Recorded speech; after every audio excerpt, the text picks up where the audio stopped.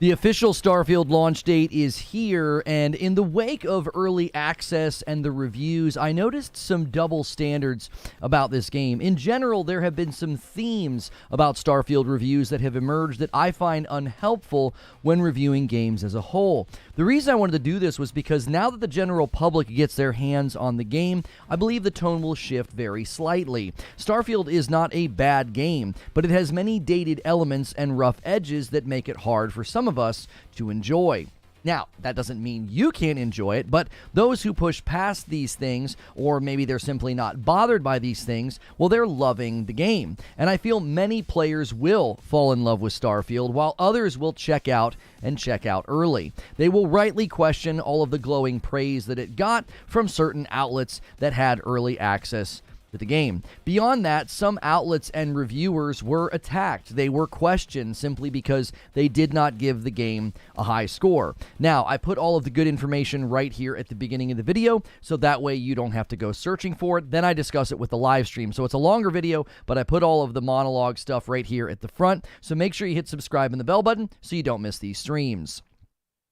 So the real Starfield release date is basically behind us. Players are diving in, they're weighing in, and I wanted to talk about the double standards that have emerged for this game, seemingly simply because it is a Bethesda game. So I want to walk through some things for you. This is not designed to discredit reviews or say that reviews are wrong, but I want to talk about reviews in general, how they're handled, and how this game in certain circumstances is just being given a pass on certain elements about it. So first, I want to talk about the themes that emerged from the Starfield reviews that are available. None of this is intended to call them out or to say that they're not legitimate. I just saw a lot of things about Starfield that I have not seen for other games. I'm not seeing other games given this treatment. And that's the second thing I want to talk about. I want to talk about other game reviews. I want to talk about how they typically go. I really think when you contrast how this game is being treated, you will start to see the double standards and the exceptions rise to the surface. And this is very important because the last section I want to talk about, the general public will soon get to weigh in on this game. We'll see those review scores tabulate over the next week or so, and other outlets that didn't get their review codes, the Steam user score, all of this will be suddenly thrown into the mix. And I don't think we're going to see players and the public respond in a bad way. I don't know if they're going to be as gracious to the game's rough spots and some of the design choices. I do think there is a split down the middle here, and it really centers around what you expect from a Bethesda game. Do you give it a pass simply because it's a Bethesda game? So I want to walk through first some of the themes that I saw in the Starfield reviews. Keep in mind, a lot of these themes, they're not in every review. I don't necessarily think some of these themes are as problematic as others, but the first one I wanted to push back on that I'm seeing a lot of the response to criticism, and folks just say, well, it's a Bethesda game. This is a common theme that I'm seeing not just in reviews, but in conversations about the game. This is linked to other themes that I'm going to pick up on, but let's just start with this one. For starters, this response doesn't really say anything. I've defended the game's NPCs against certain comparisons just due to the sheer volume that have to exist. But even I have to admit, the NPCs look pretty rough at times. And I don't think this is a deal breaker. I don't think this is a major problem, but it's a valid criticism for immersion. When an NPC bugs out, gets crazy eyes, or turns into a giant, you can't hand wave and say, oh, but it's a Bethesda game. I'm sure other games that spend tons of time polishing their NPCs, ensuring that they look good, I bet they would like a free pass on this as well. Many games spend copious amounts of time ensuring that their NPCs look good, lifelike, and have natural organic movements so that you can get immersed into the world. And the sort of theme of, well, it's a Bethesda game, I do think it's linked to another theme that isn't helpful. So I don't find it's a Bethesda game to be problematic, but it's also not very compelling. If a game has legitimate criticisms, you don't get to hand wave and just be like, well, Bethesda made it, so it's fine.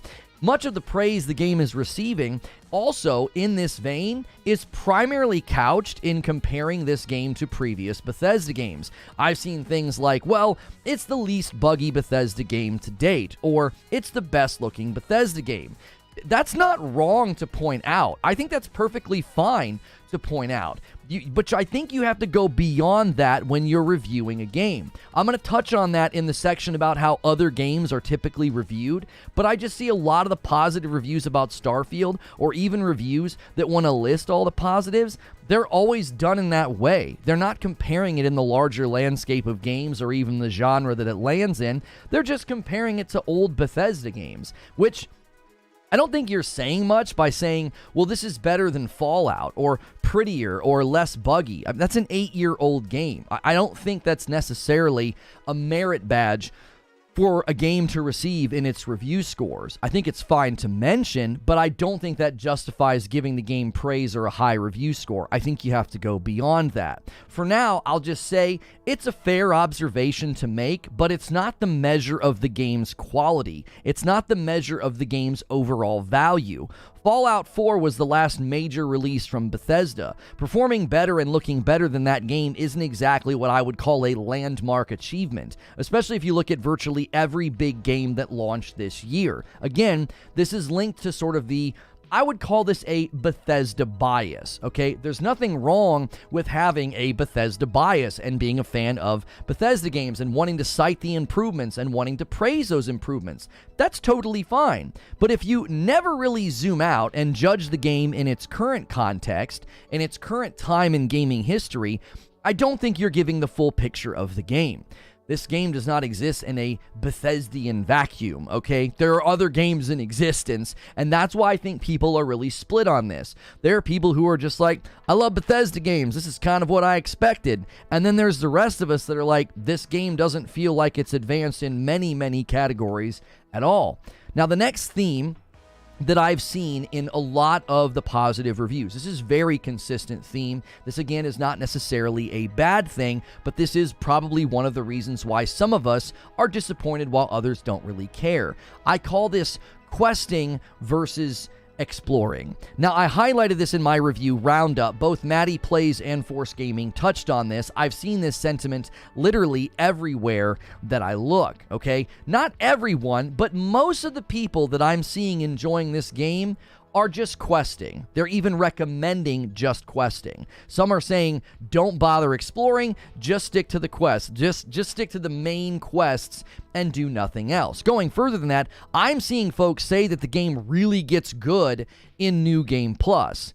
Now, in this vein, they're even saying, people are even criticizing and saying, well, reviews should be adjusted. The further you get, the more you discover. You should go back and adjust your review. This is an absurd position. If you play a game for 20 to 50 hours, letting folks know that that experience was basically a 7 out of 10, I think that's helpful. And there's a clear problem if the most positive reviews are all saying that, well, things really turned around and got better when I got past the 50-hour mark, when I got into the last half or second half of the game, or New Game Plus. There are so many things at play here. Number one, obviously, the more sunk cost you have in a game, the more you're likely to praise it and enjoy it. You've really put some time in. Folks enjoying themselves are obviously going to play more. If you get to hour 150, well, of course that's going to be a more positive review. That's somebody having a good time. Somebody that gets to hour 50 and is like, I can't continue, I'm not having a good time, that doesn't take away from their review.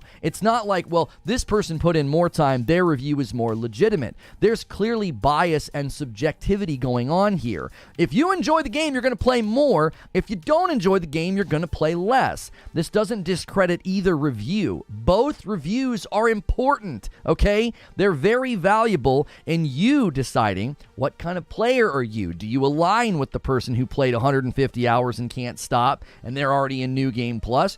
Or do you align with the person that's like 50 hours in and is like, I can't continue anymore. I don't want to do this, okay? I'm really glad that the questing is good. I'm glad that it's satisfying, but it should be. It's an RPG. It's the fact that a game that stressed exploration is having some of its most positive reviewers saying, well, I really started enjoying myself when I stopped exploring and I just stuck to quests. I don't think that's a ringing endorsement for a game that promised unparalleled freedom and exploration, that, well, don't bother exploring, just stick to the quest. Now, I already touched on this, but there is another theme emerging in this vein. The Well, I really enjoyed the questing. Well, New Game Plus is really when the game starts, right? You're seeing people say, well, you have to play longer. You didn't play long enough. I get so tired of hearing this. If I put in 10 hours in a game and I'm not having a good time and I have a bunch of valid criticisms, those criticisms are not discredited by 10 hours of playtime versus 50, okay? This is not a way to defend a game. This is not a way to criticize reviews or even praise a game. I've seen folks having a good time agreeing that the beginning of the game is just paced horribly, right? Any review that got past 20 hours is well within their right to criticize and give the game a less than great score. Well, people will say, this game's designed to be played for hundreds of hours. Yes, that's true. And if you can't convince folks that it's worth playing 100 hours with your first 20, well, then something is off. Also, just because things get better the more you play doesn't make the game fundamentally change. You're still going to be bucking up against content loop decisions, loading screens, and a lack of exploration. If those things bother you, it doesn't matter that you play more. Those things aren't going away. It's not like, well, in New Game Plus, there's no loading screens, the NPCs are better, they're more lifelike, the inventory issues all go away. No, those issues are still there. Those are still honest and valid criticisms. I'll be honest, as far as I can tell, folks having a better time the longer they play or getting into New Game Plus, it's because they're stronger. That doesn't mean the content loop or space travel or exploration gets better. They're stronger. It makes them more efficient. And guess what? If they're questing, being stronger and being more efficient in those quests and killing enemies and going through areas, of course the game feels better at that point. That it should. You're not saying anything revolutionary when you're like, well, New Game Plus is really enjoyable. It better be. I mean, you're stronger. You have more skills and abilities. You've got better guns. Like, it should feel better and be more enjoyable. We're not talking about that. We're talking about the beginning of the game, the fundamentals of the content loop, the graphics, the performance, the loading screens. All of those things are still present, even if you're feeling better or having a better time later in the game. Listen, I think all of this is great information. I don't think any of the reviews highlighting these themes are necessarily wrong. I just don't find it a helpful way to review games. The game currently has an 86% on Steam. That's out of 12,000 reviews. Now that number might drop a little bit. Right now, that's mostly early access folks weighing in, right? The people who have been playing and stuck it out. They didn't refund it. They didn't return it. They played the game all the way to release date. I highly doubt that in the first couple of hours the game was available, that 12,000 people immediately reviewed it. I think those are mostly early access people. So that number may drop a little bit once more people can weigh in, but it's clear this game is not bad. People are enjoying it. People are playing it. They're not walking away from it. It had very good Steam chart numbers during its early access period, mostly in the 200,000s where it was its peak. That's a lot of people playing early. My issue is not that, oh, it's a bad game, you can't praise it. It's the double standards. It's the way the game is defended against any valid criticism. Now, before we talk about how other games are reviewed, I want to address one final theme that is emerging with the people who sort of defend this game and its issues. They say things like, it's so big, okay? That gets thrown out as a defense. Well, the game is so big. I sort of feel like the embodiment of the Thor meme where he's making like the really face.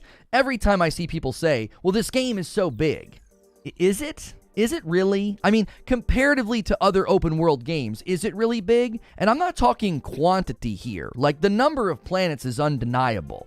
The limitless amount of things you can do in this game, the places you can go, I'm not talking about that. I'm talking about saying it's so big as a defense of the graphics or the performance, okay? With the litany of loading screens, do you really think the areas that you're constantly loading into are that massive? Massive enough to defend the graphical issues? Massive enough to defend the 30 FPS? There are times where the game looks beautiful.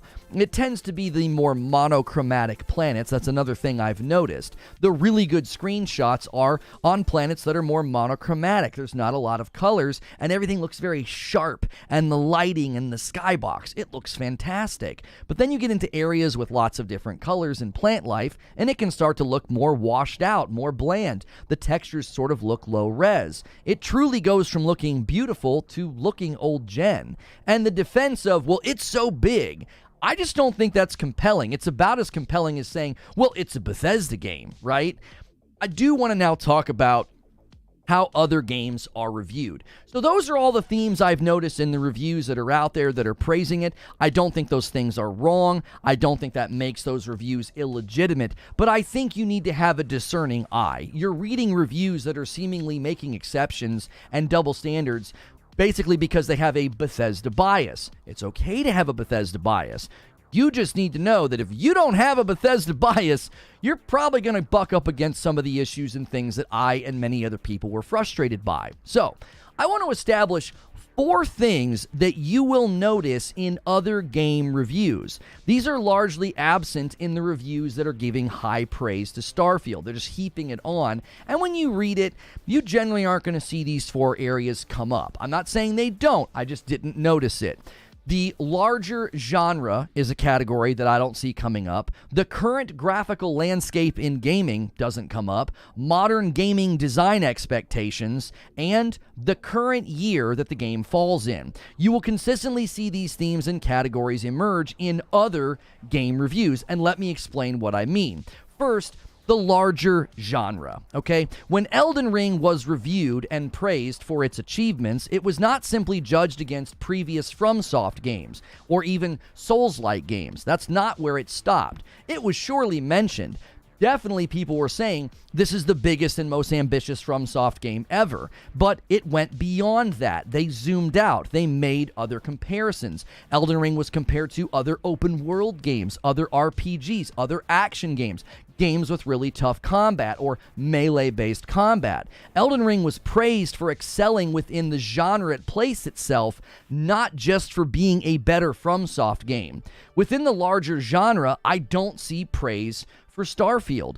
Is it a great open world game? No, not at all. The open world elements are commonly criticized, and they fall woefully below other open world games. Now, you could cite the amount of planets you could go to, but the actual procedural generation in the open world environments, they're just not that impressive when stacked up against other very, very highly praised open world games. When Elden Ring was compared to Breath of the Wild, it was being compared to what was seen as the best open world game up to that point. Starfield does not measure up when you put it up against these other open world games. The exploratory purpose in Elden Ring and Breath of the Wild is unmatched still to this date. And this game was supposed to center around exploration, and even the people praising it are saying, don't bother, just stick to questing. Now, if you look at other genres that Starfield lands in, RPG, well, maybe you might praise it for its RPG elements. I see a lot of praise for the persuasion system, and I actually really like the persuasion minigame, but as soon as you leave that category and you go into some other categories within RPGs, there's a lot of dated tropes. There's inventory problems. It's imported a lot of the frustrations from Fallout 4. A lot of the itemization and inventory management that existed in Fallout 4 has not been innovated on, so when you place it in the larger genre of RPG, I don't think it stacks up all that well. As soon as you zoom out on Starfield and you compare it to other games that attempt to do what it does, I think it struggles to compete. No Man's Sky does space exploration and space flight significantly better. Now, the systems within the ship in Starfield are cool, but the flying to and from the planets is far more immersive in No Man's Sky. Breath of the Wild and Elden Ring, and even Horizon Forbidden West, they do open world exploration far better. This is why the theme of only really praising Starfield against other Bethesda games, I just thought it started to bother me. I was like, why are we only comparing this to other Bethesda games? Compare it to other open world games. Compare it to other space exploration games. Compare it to other RPGs. And the minute you do that, it just doesn't stack up very high. The second category you're going to find a lot of reviews talking about is the current graphical landscape. There have been plenty of games that were rightly taken to task for not looking good, especially when they're next-gen only. All right, Gotham Knights and Redfall come to mind. These were next-gen only titles that were appropriately eviscerated for how terrible they were. They were judged against the graphical landscape that we now live in, right? And this is where PlayStation first-party titles, I think they are fair to invoke, all right? Horizon Forbidden West and God of War Ragnarok, these were cross-gen games, but they were measurably next-gen with respect to their graphics. You could look at the next-gen versions of those games, and you could point to next-gen features. I'm not seeing that in Starfield. Jedi Survivor is a great example of a game that should have been taken to task with respect to next-gen graphical landscape and performance, because it performed terribly. Now, thankfully, the latest patch, 7.0, basically fixes all of the performance issues on console, proving once again that these consoles are not too weak. That game needed more time, and I consistently criticize it for that reason. I've consistently criticized the performance mode in Final Fantasy XVI. Why? I'm comparing it to the graphical landscape that we exist in. I can play games on my PS5 performance mode, and they're rock solid 60. Jedi Survivor just proved once again it can be done. So it's fair for me to judge Final Fantasy XVI against the graphical landscape and performance expectations that we are now in. And you cannot do that with Starfield. It's totally fair to judge this game against the current graphical and performance landscape and criticize where it lands. Starfield seems to be immune to this. If you place it alongside any other next-gen only titles, it doesn't measure up. 30 FPS cap is alone worth scrutiny. Everybody hand waves, saying, well, I don't really notice the 30 FPS. Or they'll claim that the 30 FPS issue is fake outrage. This is embarrassing in light of everything we were promised this generation. I don't see any shred of graphical evidence in Starfield that justifies the 30 FPS. How can I say this? Very simply, go to any game that offers quality mode and performance mode. When you choose the quality mode, there are measurable and deducible things that justify the 30 FPS cap. You get stuff by capping the game at 30. And you lose those things when you choose performance mode and get 60 FPS. I see no evidence in Starfield's appearance, its graphics, or even the size of the loaded areas to justify 30 FPS. Look at any game currently running quality mode. People will run to, PlayStation 5 games run at 30 FPS. Yes, in quality mode, and I can measure and objectively tell you all of the things I'm getting for that cap. I don't see that anywhere in Starfield. So again, if you compare it to the current graphical landscape and performance that we're getting, it does not measure up. The third category you're going to find in many reviews is modern game design expectations. Okay, this one's a little bit more nebulous because everybody's a little bit different, but this is where Redfall and Gotham Knights are again worth noting. Gotham Knights felt like a step back from Arkham Knight, which released in 2015. It wasn't any better, in fact, it might have been worse than an 8-year-old game. Now, modern design choices about movement, open world, combat, they were barely present in Gotham Knights. The same could be said for Redfall. It felt cobbled together. It lacked modern design flow, right? A good example of a game praised for maintaining its identity while bending to modern game design is Elden Ring with the boss checkpoints. They employed a very similar mindset in Armored Core 6. They basically adapt to more modern design choices while maintaining their game's identity. These are things you see praised because the game's evolving with modern expectations and the hive mind of the player bases. Starfield commits similar game flow errors that were present in Fallout 4. Just basic inventory management and looting literally feels stuck in time. They did nothing to make it any better. Rough edges and things that I ran into a game 8 years ago are still present in this game. But again, you'll say it's a Bethesda game and these are seemingly dismissed as non-issues. That's the point. I'm not saying this makes it a terrible game. I'm saying these criticisms are commonly dismissed, and that's what you commonly run into. It's just a Bethesda game. The last category you will commonly find in reviews of games are the current year that the game comes out. And this is where I can't see Starfield holding a very strong position in any of the Game of the Year discussions. Think about this year. You have games like Hogwarts, Final Fantasy XVI, Spider-Man 2, No Man's Sky Echoes, Baldur's Gate 3, Diablo 4, Armored Core 4, Immortals of Aveum, and Atlas Fallen. Now, you're immediately going to see some of those games that I just listed as not measuring up. Why? Why? Why did you immediately think, well, he listed Immortals of Aveum? Really? Well, the reason you thought that is when you compare them to the games coming out this year, they don't stack up. Atlas Fallen and Immortals of Aveum were both judged across the previous categories I just talked about. Graphics and performance in Immortals of Aveum was all over the place.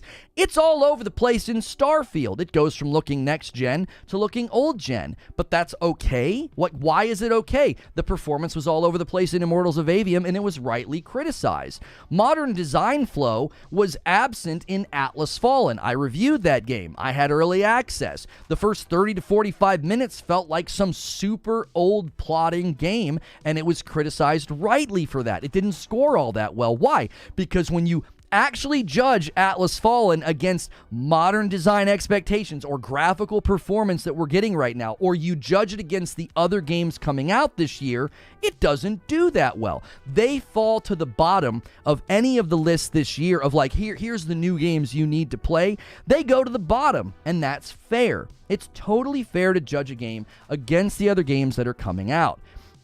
And when I stack Starfield up against the insane amount of big and great games this year, games that do well in all the other categories I just discussed, you can look at any of the games front-running for Game of the Year, and you can talk about modern design choices, you can talk about graphical performance, right? This is why I think Baldur's Gate 3 is going to handedly win, because it checks so many boxes that Tears of the Kingdom can't check, right? It feels... Starfield, in my mind, as far as not measuring up, it just sort of feels locked in time.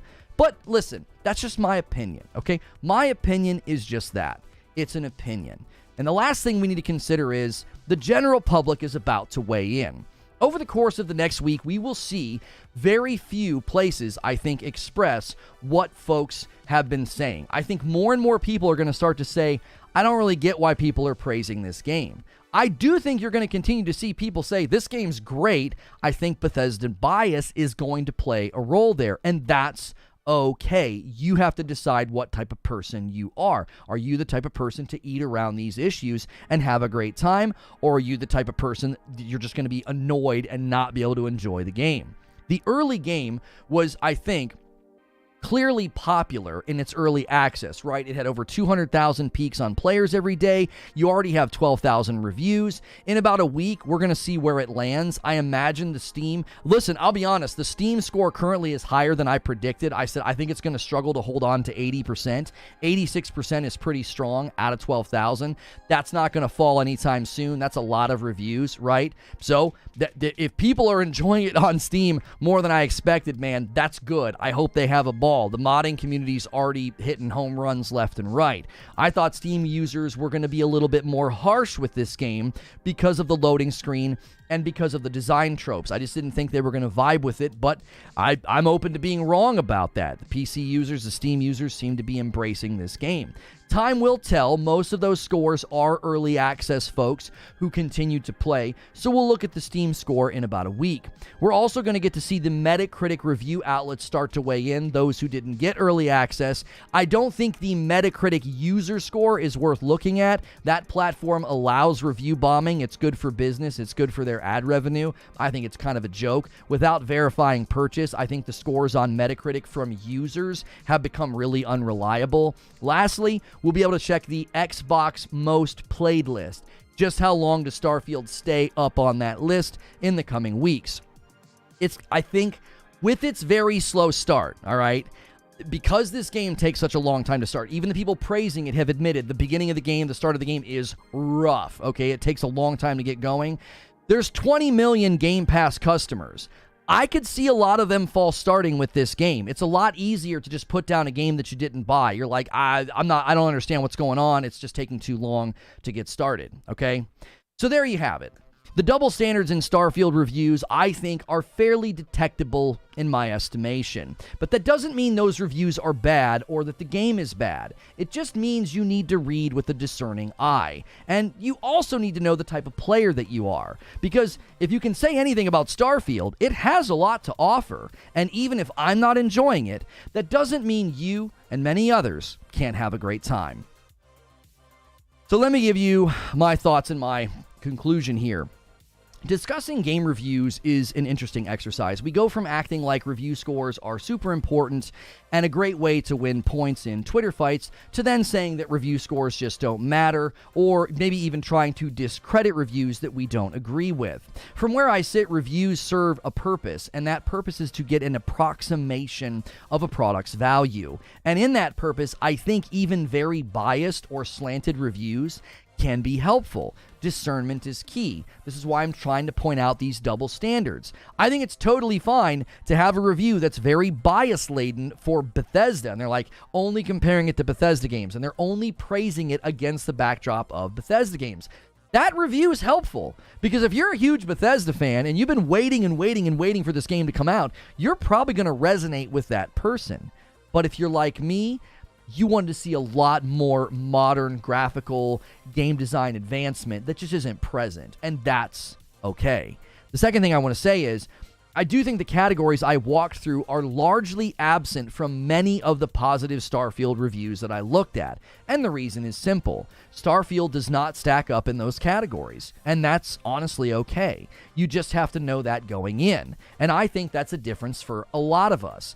Early looks at this game and the showcase in 2022 and the Starfield Direct, the game looked beautiful and it looked ambitious. Rightfully so, I think many of us expected a next-gen game that centered around exploration. And in both of those categories, it just doesn't stand very tall. It doesn't really look or feel like a next-gen game, and exploration is a huge, huge periphery thing. It's not a central focus of the game at all. Even from the way that it's designed, you're just not really doing that as much. The people that are enjoying the game are even encouraging you to not do that. That's why a lot of us feel disappointment and frustration with this game. To those who just accept the game as it is and all your previous expectations, you're happy to just throw them over your shoulder. You're like, I don't care that there's not a lot of exploration. I don't care that it's not really a next-gen game. I'm fine with the older design tropes of Bethesda games. Like, man, I hope you have a blast. I'm not trying to convince you to not enjoy the game. If you're enjoying the game, why are you watching this video, right? Just go play and have fun.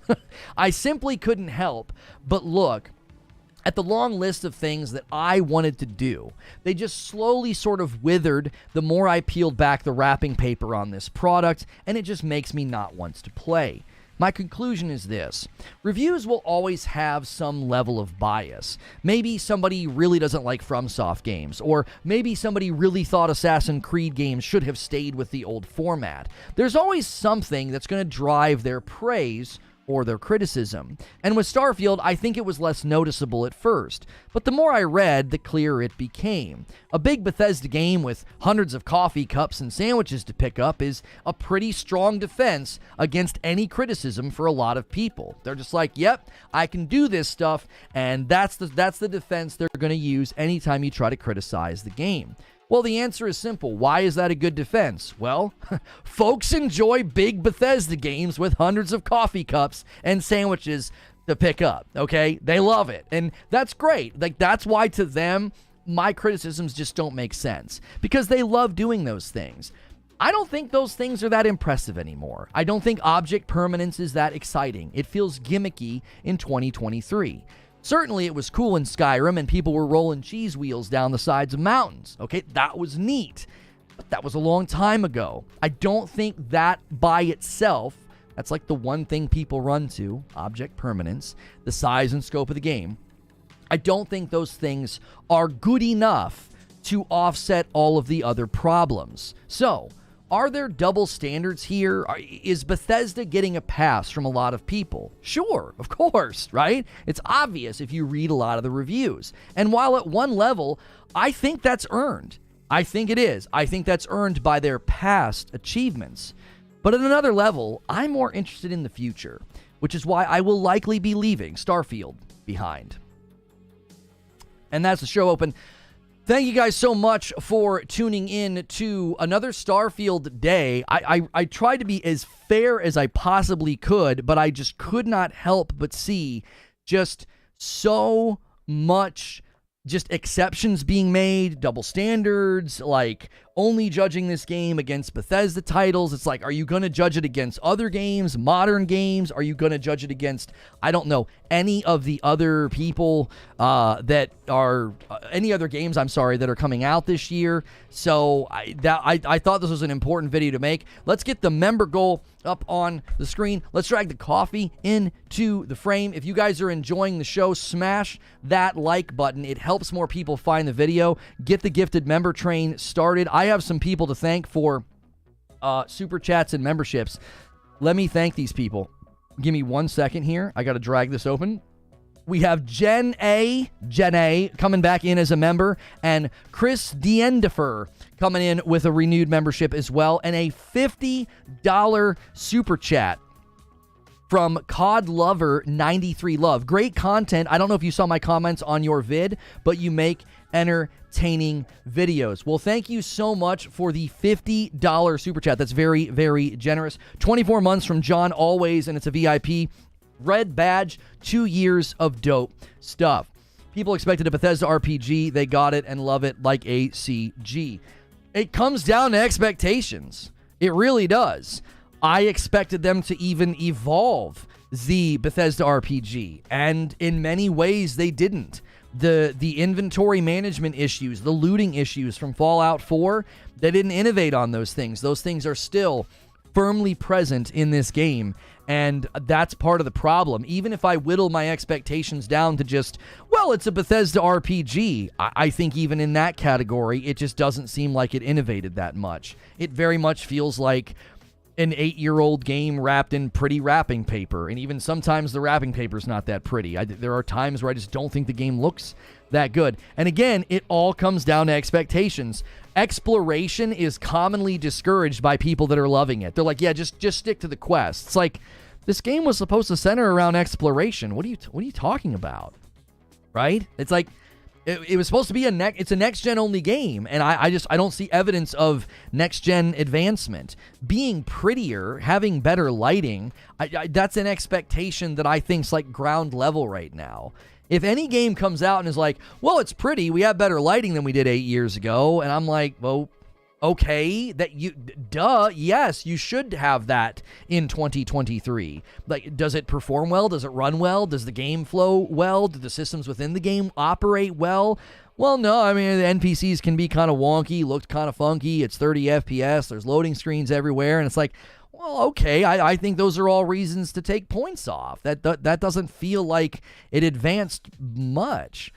Zippy Narwhal with a $5 super chat tip. The amount of people malding on Twitter because others are having fun is kind of nuts. PS fanboys are insufferable right now. They've gone nuclear. I have tried time and time again to be like, if you're having fun, man, go for it. It really is splitting down the middle. It's like people that are like, it's a big Bethesda game. I can pick up sandwiches. They're happy. They're having a frickin' ball. They're in hour 82, and they've got their cockpit full of potatoes, right? And then the rest of us are just like, this is just not what I expected. This is not up to the standards of 2023. I really don't. I think when you compare it, like I said, I really think the best part of the monologue, the argument I'm going to keep going back to is, you can't just look at a game within its developer's history, right? You can't just look at FromSoft games and be like, well, Elden Ring is so much better than Demon Souls. No. No, Elden Ring we zoomed out on, and we compared Elden Ring to other open world games, other RPGs, other melee-based games, even other Souls-likes. Like, I think it's totally fair to do that. It's totally fair to do that. Like, zoom out. How does it stack up? Right? How does it stack up?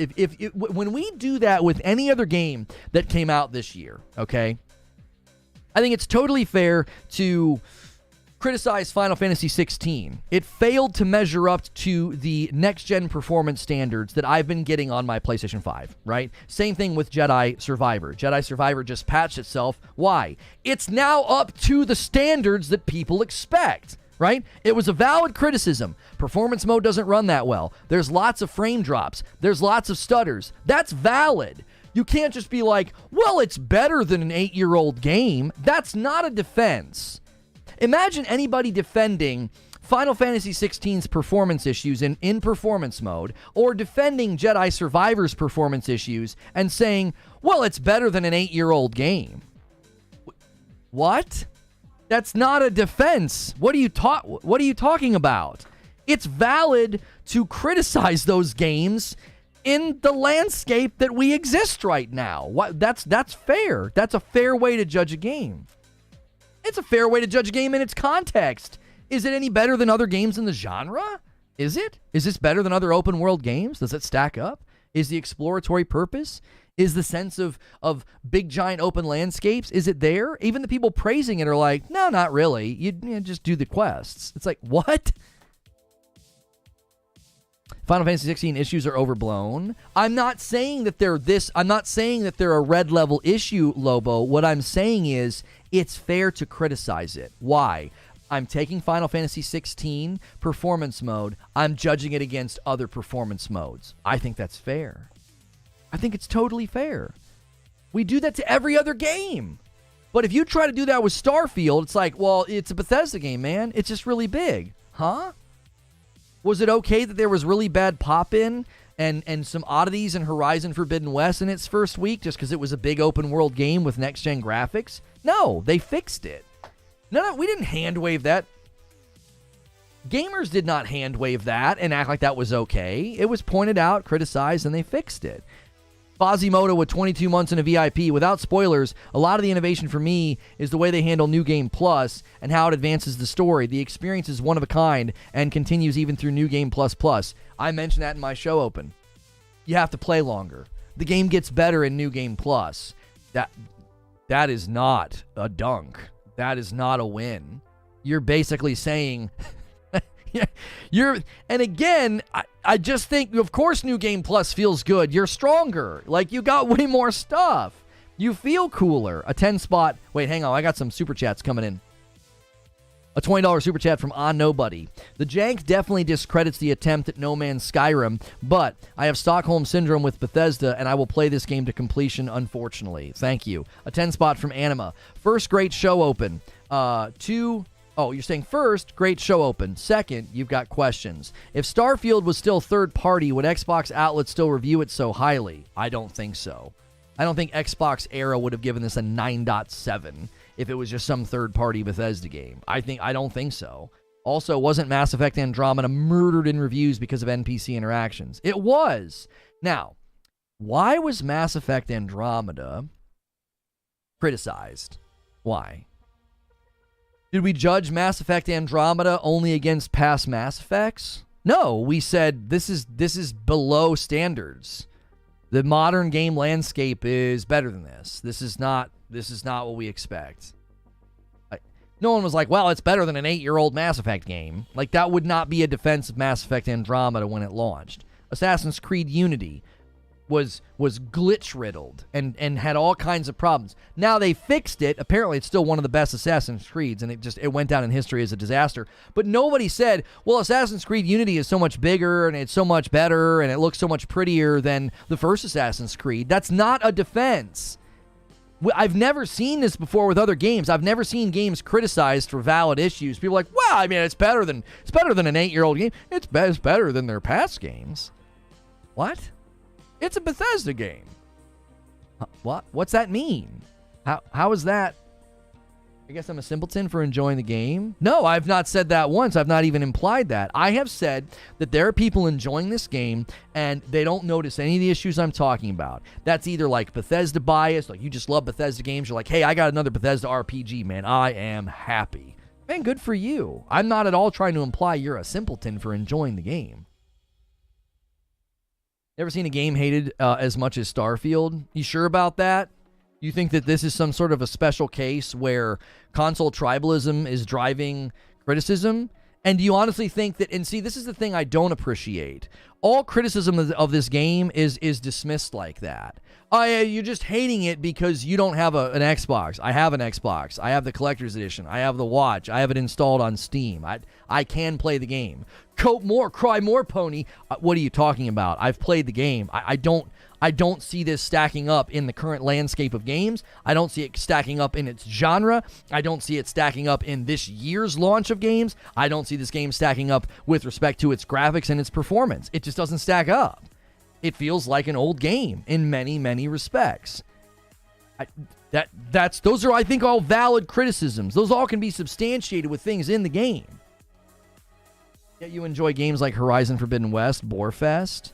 That's just an attempt to poison the well and discredit me because I enjoyed a game that you didn't.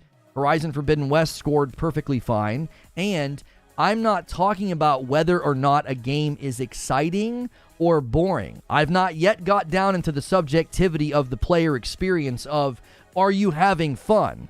I'm talking about comparing it to other games in the genre, comparing it to other graphical performance levels of games that are next-gen only, comparing it to other games that came out this year. Compare it to modern design philosophy of games that do things with inventory and looting. Just compare it. I don't care if you were bored in Horizon Forbidden West. That has nothing to do with the discussion. I mean, how long does it take every time we're talking about this? Instead of engaging with what I'm saying, you're just like, yeah, but you enjoyed Horizon Forbidden West, and it was a boring game. Okay. Is that the easiest way to admit defeat in a discussion, is just to abandon the discussion, take a swipe at the person saying things, and try to discredit them, and point to a Sony game? Like, that Sony game was boring. Okay. It was reviewed well. People seem to like it. There are plenty of people saying Starfield's boring. That doesn't make it boring. That doesn't make it boring. It means people are finding it boring. People are also finding it exciting. People are also in the middle. Games are meant to be fun. Is Godfall better than Elden Ring? I swear I feel like I'm talking to an NPC, Amos. You're not even making any sense. Like, try to make sense if you want people to interact with what you're saying. What, Godfall and Elden Ring? What are you just grabbing random games? What are we doing? Is Cooking Mama any better than Skyrim? Like, are we just going to grab random games and compare them? Like, you just go to the worst examples of game launches, try to pin them to Sony to make yourself feel better about Starfield. That's frickin' psychopathic. That doesn't make any sense. What does Godfall have to do with the discussion that we're having right now? What does invoking Godfall do? Yeah, man. There's modern design problems. There's inventory problems, looting problems. Graphics aren't that great. There's lots of loading screens. Exploration's not even that great, according to even the people that like it. Well, what about Godfall? Huh? You sound nuts. You sound like a crazy person. That doesn't even make sense as a response. A gifted sub from Joker Quinn. Gifted members off to a slow start, but Joker Quinn is here to push the line. Thank you so much.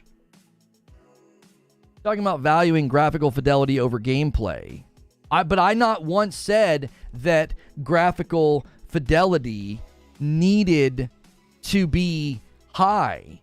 I said if you compare it to the graphical fidelity of other next-gen only games that came out. If you look at Gotham Knights and you look at Redfall, it's perfectly fair to criticize those games to not living up to the graphical fidelity and the graphical performance that we're getting right now this generation. It's perfectly fair to criticize Final Fantasy 16 for the same reasons. It's perfectly fair to criticize Jedi Survivor. Up until yesterday's patch, it was totally fair to just fleece Jedi Survivor. It was totally fair. Why compare it to other next-gen only games and their performance? That's a fair thing to do. I'm not saying graphics are all that matters. You're acting like I'm saying things that I'm not saying. I'm not saying, all that matters is graphics. I've never once invoked that. In fact, I've consistently said I think photorealism has had its day in the sun. I think art style is more important now because Elden Ring's a perfectly fine example of a beautiful game that's not photorealistic. It's not even next gen, but the art style makes that game look great, right? And yes, if you really want to compare Starfield to Horizon Forbidden West got an 88 on OpenCritic. Starfield has an 87. Your boredom in a game doesn't land on the discussion that we're having. DK Bager gifts a member as well. Thank you so much, DK Bager, bumping the line to 2 members on the day. Every 25, I gift 5 members to the community. Thank you so much, DK Bager. Hang on. There's been some things that have said that I want to catch here. Eugene says, Lono, people have been defending 30 FPS in general this entire generation because we had bangers last gen that were 30 FPS. It's what they do. Right, and I think it's fair to say this is what games are doing now. That's what I expect. I look at Jedi Survivor's patch, and I look squarely at Square Enix, and I say, I expect solid 60. Other games are doing it. Get up to quality. That's me being consistent and fair. I'm judging Final Fantasy 16 against the next-gen graphical performance that we're getting from games this generation. You're not getting that from Starfield. It's fair to judge it against that. William Lewis gifts a member. Thank you so much. Like, do you see how easy it is? It's so much easier to argue about this and debate about this when you're consistent. To be honest, loading screens that take 1 to 10 seconds long don't bug me at all. Stack 3 or 4 in a row, no matter the length, it's going to tick me off. What is this, Resident Evil 2 on Dreamcast? Right, it's not just the loading screens, Derek. It's what the loading screens motivate you to do. Like, you just fast travel around unless you want to open a door, loading screen. Walk to your ship, loading screen. Take off from the planet, loading screen. Fast travel from the galaxy map, loading screen. 4 loading screens. Or you can just pull open the map and fast travel. Like, that's why people are saying, yeah, just quest. You basically just want to quest. Like, that you're going to have a better time if you just stick to questing. That's... Water has no figure. See, the thing about the water, people keep focusing on that. I don't care about that. There are so many bigger issues. Like, you want to snipe a clip on Twitter to make the game look silly and try to embarrass it. I just would rather have a more substantive conversation about inventory issues, content loop issues, looting issues, graphical issues, performance issues, loading screens, like just content flow, like the fact that it doesn't get better until New Game Plus. Like, that's a better conversation. Like, well, the water looks dumb. Like, come on. Who cares about that?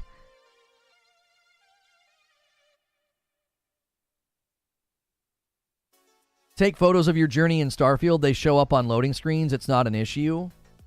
You can't say it's not an issue. Again, if you judge this game up against games coming out this year and modern design philosophy of games and graphical performance of games, just how games run, not just their graphics, but their performance, Starfield doesn't measure up.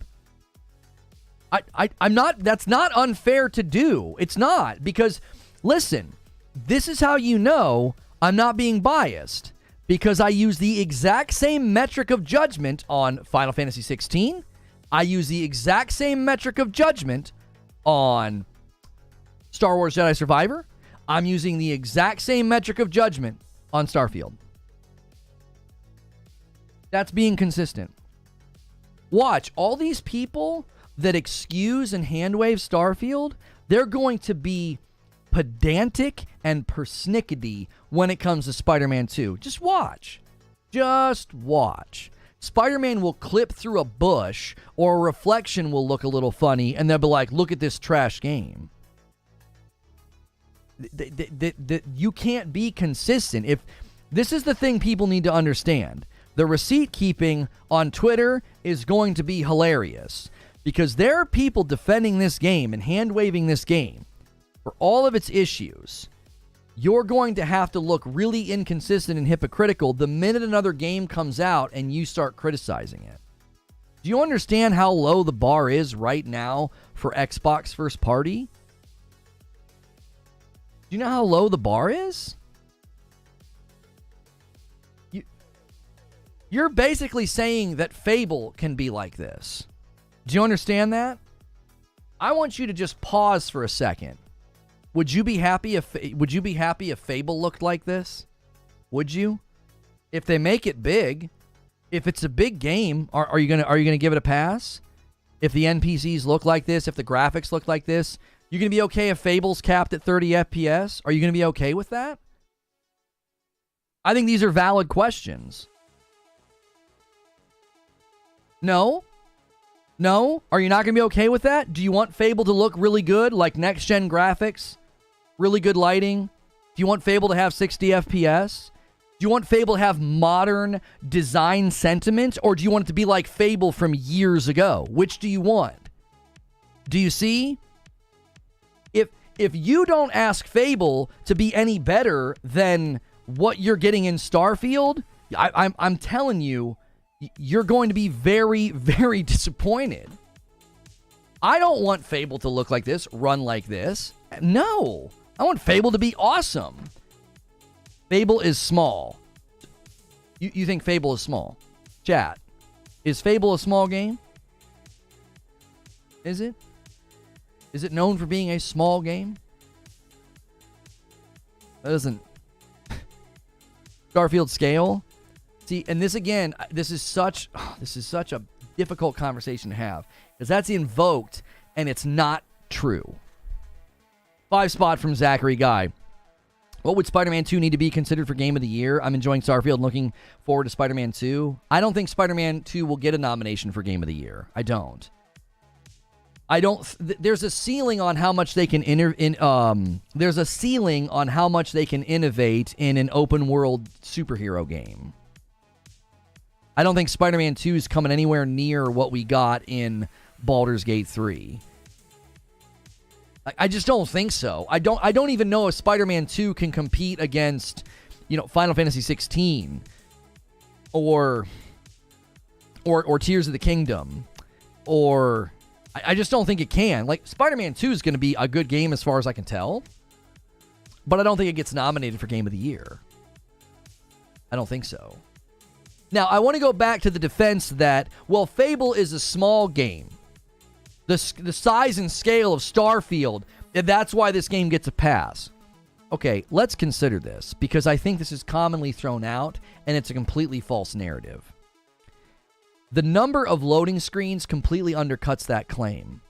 It completely undercuts that claim. Why? Because quantity is not always a matter of size. It isn't. If I tell you that I have 1,000 baseball cards, that's a lot of quantity, but that's not going to take up a lot of size. If I tell you I have 1,000 dictionaries, well, that's a little bit different.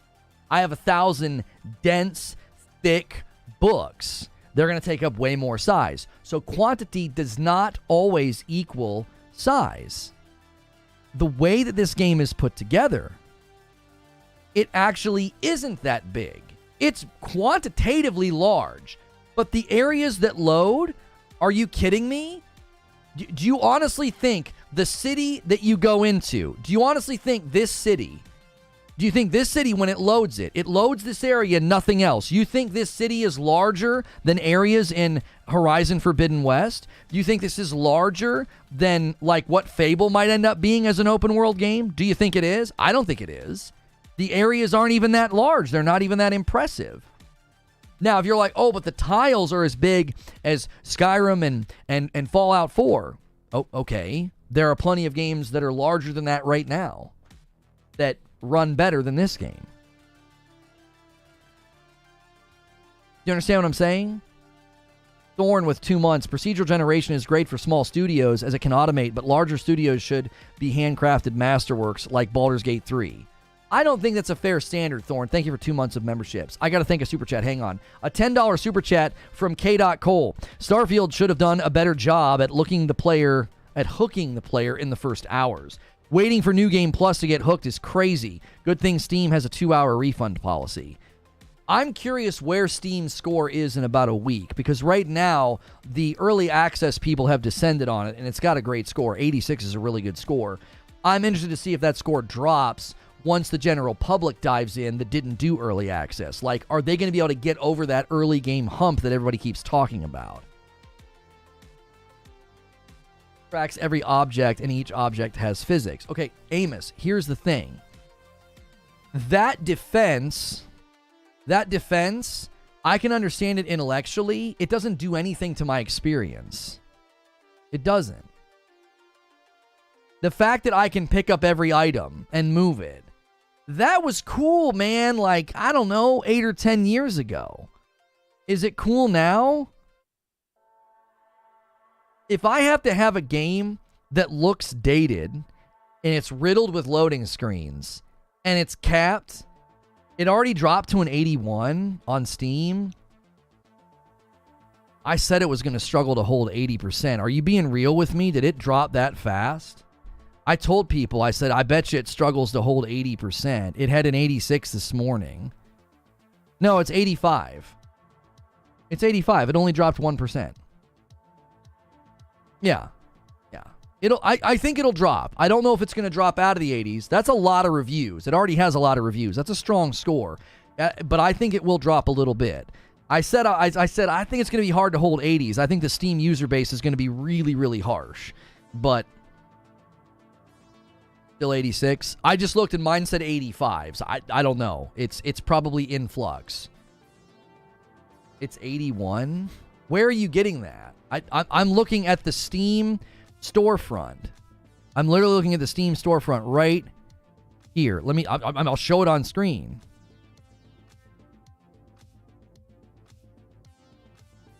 Hang on. Okay, let me go full screen. Oops, I don't need that. Right, hang on. Let me move myself down here. And there we go. Right here.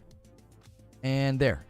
85% of the 14,000 user reviews are positive. It says an 85.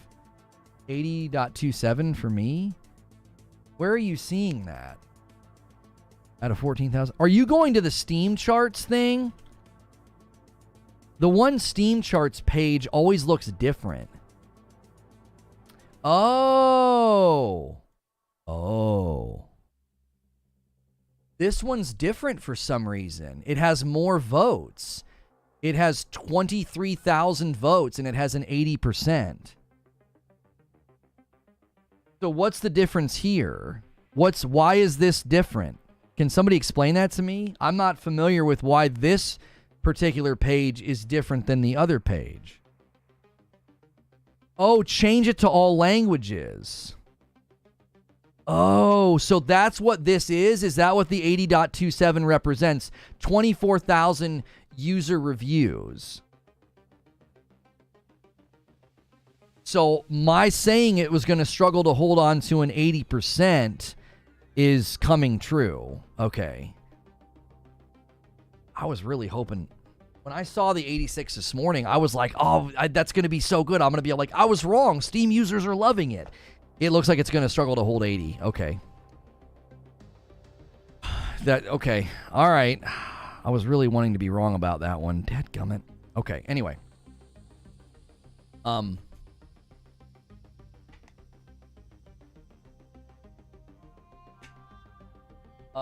Okay. What were we talking about?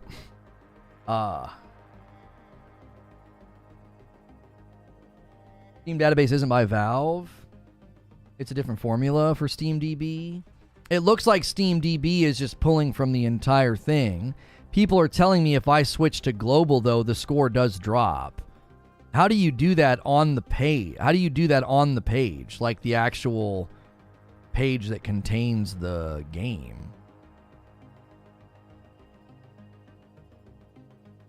It's just a different formula. Oh, you're saying it's a completely different formula. Okay. But people are still saying if I switch it to global, how do you switch it to global? People are saying if I switch it to global, it drops to 81. A 2-spot from Dylan. Simple question, should I buy Starfield?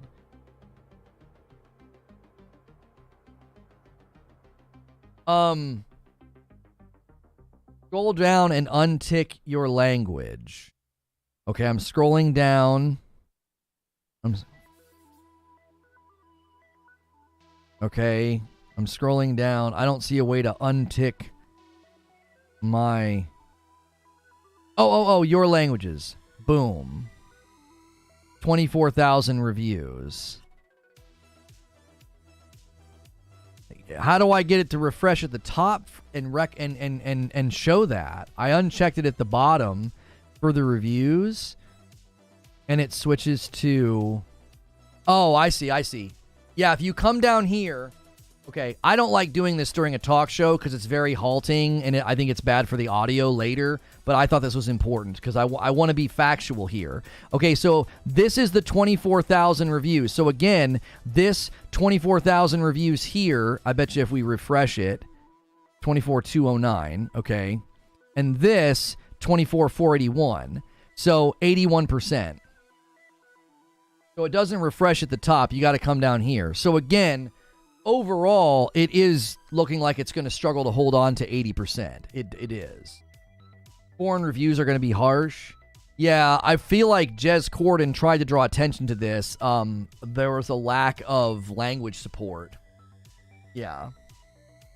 Okay. So I want to be factual. I don't want to misrepresent things. I know there was the tweet floating around about like the 200,000 refunds or whatever. Listen, that is such an unsubstantiated claim. The average help tickets or return tickets every day on Steam are usually around 200,000. So that I don't want to do that. I don't want to like grab a clip or screenshot and be like, oh, look how bad the game's doing. I don't like that. I don't like the bad faith takes. And so I was like, hang on a minute. Let's actually look at what's going on here. So still, it is dropping. It dropped from an 86 to an 85. We'll see how well it fares over the next 48 hours. Okay. So if it drops out of the 80s, I was like, I think it's going to struggle to hold 80% because I think Steam users are going to be pretty harsh. They tend to be very harsh. And once you got your 12 or 13,000 new, early access people, they all got their reviews in. Well, let's let another 13,000 people review it and let's see where it lands. Cujo with 11 months. Activision and Sledgehammer should do a space game. Thank you for 11 months. Let me make sure I didn't miss any of the fan funding.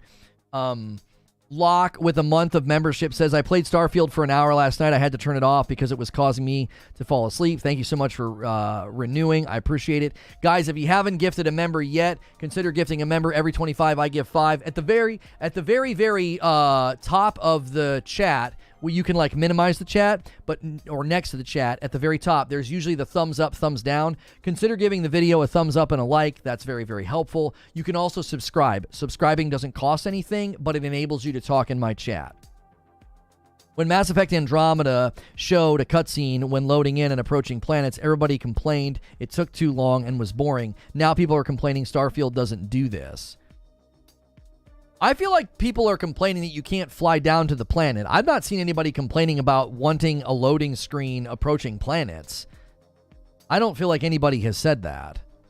Who is saying that they want that? Who brought up No Man's Sky, says Eugene. Why are you changing the subject? The fact of the matter is Starfield is only voiced in 5 languages and only has written text in 4 others. That's horrible. Yeah, the local language support's going to make it score pretty low. I mean, that's probably why it's globally not doing great. Jez Corden tried to draw attention to this. He said that it didn't have, I don't want to put words in his mouth. I have a memory of him doing an article about this. What did he call it? That it lacked localization support or something? I swear Jez wrote an article for Windows Central about that. I do not want to misrepresent him, but I have a memory that he talked about this ahead of time, and he was concerned that it was going to hurt the game. I don't think anybody said they wanted more loading screens. Exactly, Abe. I just don't think so. Does everyone have to collectively like a game for it to not be considered dead? You're not factoring in people who don't use YouTube. Right. Kieran, I made allowance for this. Now listen, at the end of my show open, I said, we are going to get to look at the Steam score over the next week.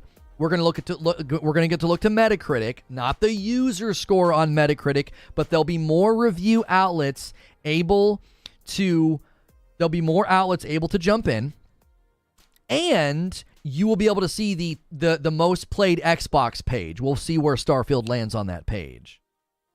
Yeah, I was right. Jez tweeted this in June. He said, this is a real problem with Starfield. Not enough localization, again, across many of Xbox's supposedly supported markets. I wasn't putting words in his mouth. I wasn't misrepresenting him. Jez brought this up in June. He said, There's not enough localization. He knew. He knew that was going to be a problem. 250,000 peak for now. Oh, I think the player base is going to do rather well this weekend. I don't know if it'll get beyond 500,000 player peaks on Steam, but I think it could get there. Yeah. I think people are being unfair right now. You have to see how Starfield does this weekend. In the middle of the week is a terrible time to see how many people play.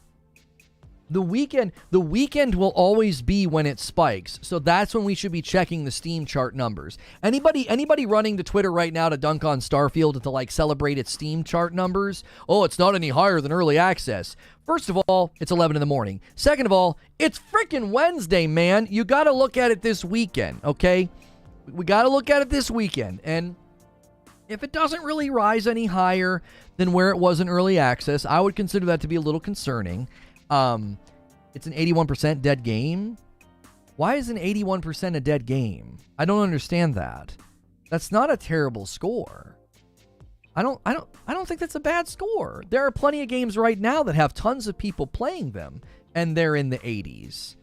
That if it was in the 70s or 60s, I'd say, that's pretty bad. But an 80s not. What do you mean? That's not a dead game at all. That's so hyperbolic. Barrier says, nothing Lono has demanded has been ignorant. He has demanded Bethesda games to keep up with modern systems and experiences, which apparently most other AAA studios don't have a problem with.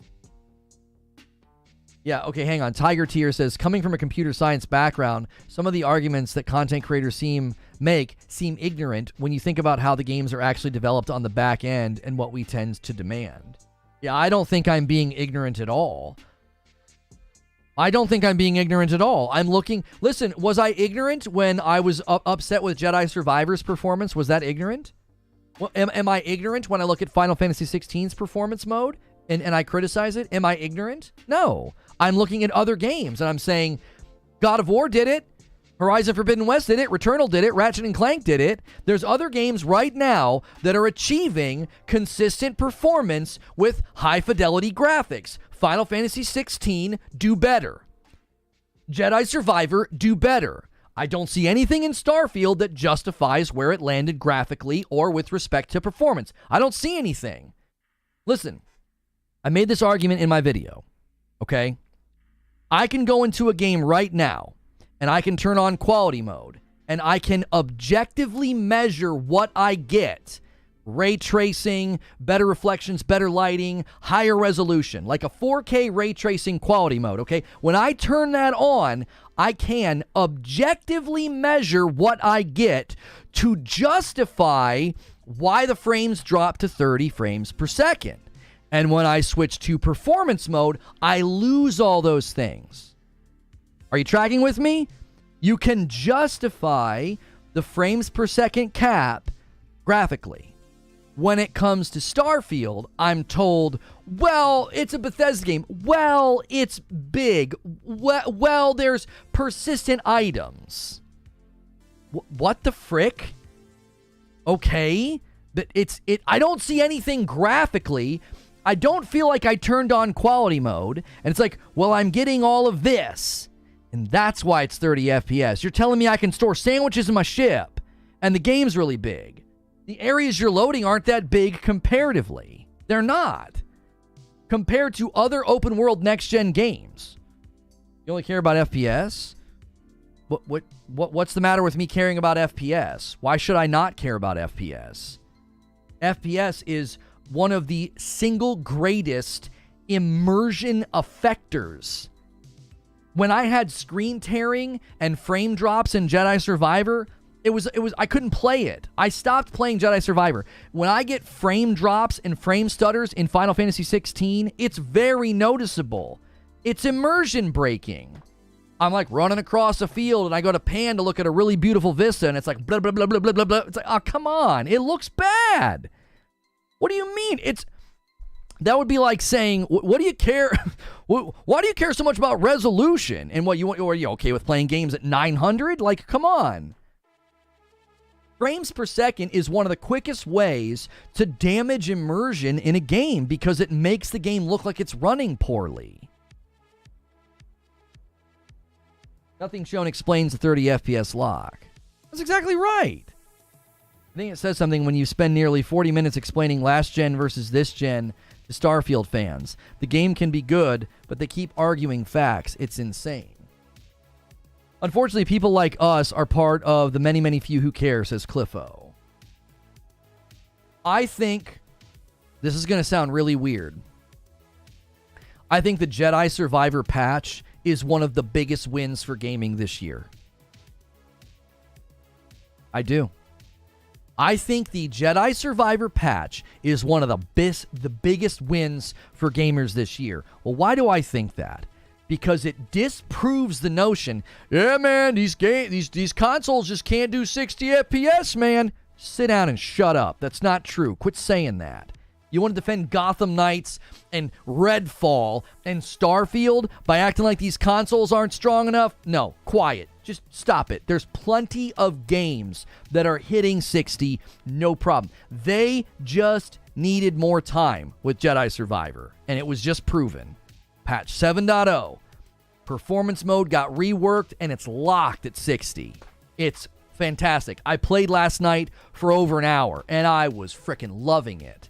I was so glad to be back in that game. I love that game. I love what that game brings to Star Wars. We need good Star Wars right now. Watch Ahsoka. It's great, especially if you're fans of the cartoons. But I think that's a big win for us. It's a win-lose. It's a continued trend that games can release and patch later. I know, Russell. I know it's weird because I was very, very critical of Jedi Survivor, but it's a big win, so we can always point back and say, don't you dare tell me 60 FPS isn't possible. There's a litany of games with different graphical styles, different game styles, different genres, and they're all doing it. They're all doing it. Biggest win? Like, the reason I think it's a win, Felon, I understand it should have been added day one. Here's the thing. The game just shouldn't have launched when it launched. Disney wanted a new Star Wars game every 6 months. I think that cadence is dangerous because then you push a game out well before it's ready. And then you end up with Jedi Survivor. If Jedi Survivor would have launched this holiday season, like, or let's say like early November, it'd be in contention for Game of the Year. I'm not kidding you, it would. It's great story. It's well written. It's well voice acted. It's awesome. The gameplay's great. The graphics are good. But right now, it's like, I hope nobody even considers it. It's like, no. You launched that game way before it was ready. Way before it was ready. I want to be able to point back to that and say, cadence of delivery is not important. Quality is what's important. I'm still blaming Respawn. I'm not. I blame Disney. Everything we're learning about Disney, and you think it's Respawn's fault?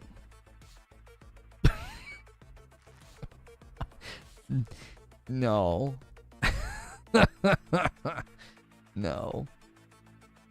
It's an L, like it taking 3 years for Cyberpunk to release in a state that it should have been launched in. I'm not disagreeing that it's like it's a loss for gamers to have to wait for games to fix themselves, but I like that it destroys a false narrative. Right? I'm more beholden to the truth, and I hate falsehood. So when someone starts driving a false narrative that these consoles just aren't strong enough for 60 FPS, I love it when something else lands in the market that shows them to be a liar. Like, just stop it. You're propagating a lie. I hate falsehood. So I'm not kidding you. I would much rather have a game like that launch and I'm like irritated and angry, but then it's perfectly concrete, demonstrable evidence that there are people out here just lying to the public. I like to see liars exposed. I think it might be one of my favorite hobbies. I love seeing liars exposed. It's wonderful. So when we get evidence that, like, nah, man, Plague Tale Requiem needed more time too. Yeah, you just can't get 60 FPS. And then what, 6 or 7 months later, they added a 60 FPS patch. Gee, it's almost like maybe games are just launching too early. Maybe they're just launching too early. Maybe that's the issue. It's not the consoles. And the reason I think this is important is it makes it really, really hard to then excuse Starfield. it makes it really hard to excuse Starfield because it's like, well, wait a minute. We've got more and more games proving that 60 FPS is possible. We were all thinking it wasn't. These games were launching and having trouble, and we were thinking, oh man, it's the boxes. It's not the boxes. It's clearly a development timeline problem, especially with Plague Tale Requiem and Jedi Survivor, because they added it in later. I don't know what the heck happened with Gotham Knights. Why are you so popular to put in other YouTubers' videos? I don't know. I don't care to think about it. I don't think about bottom feeders and parasitic people. I have better things to do with my day, like talking to you fine folks and coaching my daughter's soccer team and writing monologues and recording videos. Like I focus on what is productive and providing for my family. The prudent man ignores the insult, right? Being prudent is having your eyes on the future. Like, if you're a prudent man, you don't care when people insult you because it has no bearing on your future. It's juvenile adolescent behavior. I just don't care, man. That's what you should do. Focus on what's good for your life and brings you joy. Like, focus on being productive. Like, I have way more things to do, brother. Fine folks is a stretch. Well, maybe for you, Abe. All you fine folks minus Abe, okay? Okay? Which, we need a little love over here on the gifted members. Come on, there's 1,200 people here, man. 1,200 people here. We should easily have 600 likes. We should have half the likes of the viewers. Come on, y'all. Hit that like button. Gift some members. We had a few interns that got the privilege of taking point. It went well. Then it went horribly bad. It was the last time it ever happened. The next project was polished from there on out. What tactics do you use for your daughter's team? 4-3-3 with inverted fullbacks and wingers? Well, they're 8 and 9. So I typically do a 3-1-3 because we only have 7 players on the field. So we do 3-1-3 and then a goalie. Typically that's what I do. So the midfielder just stays behind the offense to keep it, and then three defenders come up. We don't have 10 people on the field, and they're 8 and 9, so we don't get that involved with it. We were working on passing lanes last night. I was teaching them to create a triangle around the people that challenge you, and then I was telling the other people, help form the triangle. Right? You need to come up. We're keeping it basic. It's a pickup league. It's not that serious. Anyways, I don't want to talk about toe ball. The more conundrum today is that we need 60 FPS next year. We need minimum 120 FPS on and on. To be honest, the human eye can't really tell the difference above 60. That's not true. You can tell the difference above 60. You can. The differences become less deducible the higher you go, but you can definitely tell the difference between 60 and 120. And you can really tell the difference between 30 and 60. Pete Hines said that bounty hunters took off when he went on the ship, but so far they just don't take off when you enter. I don't know what you're talking about. Was he establishing that there was supposed to be a gameplay situation with bounty hunters that's not happening? You should have the kids watch Ted Lasso. No. You have been running mezzy drills with him. That's right. I have them watching tapes of Lionel. Yeah.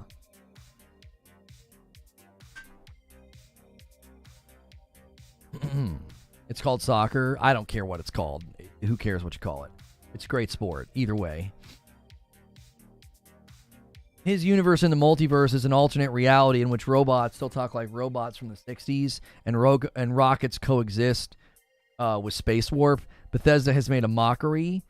Well, I don't think didn't they say it wasn't going to be super rigid hard sci-fi? They did an interview about that previously. I don't think stuff like that matters. I don't think stuff like that matters. I think you got to be careful when getting into these sort of you got to be careful when you get into critical lanes. Like, I think sometimes you can be pinpointing things that aren't that effective. Like, it's not affecting your gameplay experience that Now, I will admit, Vosko's voice, I found pretty annoying. I was like, why? Come on. Like, when he was telling me how to fly the ship.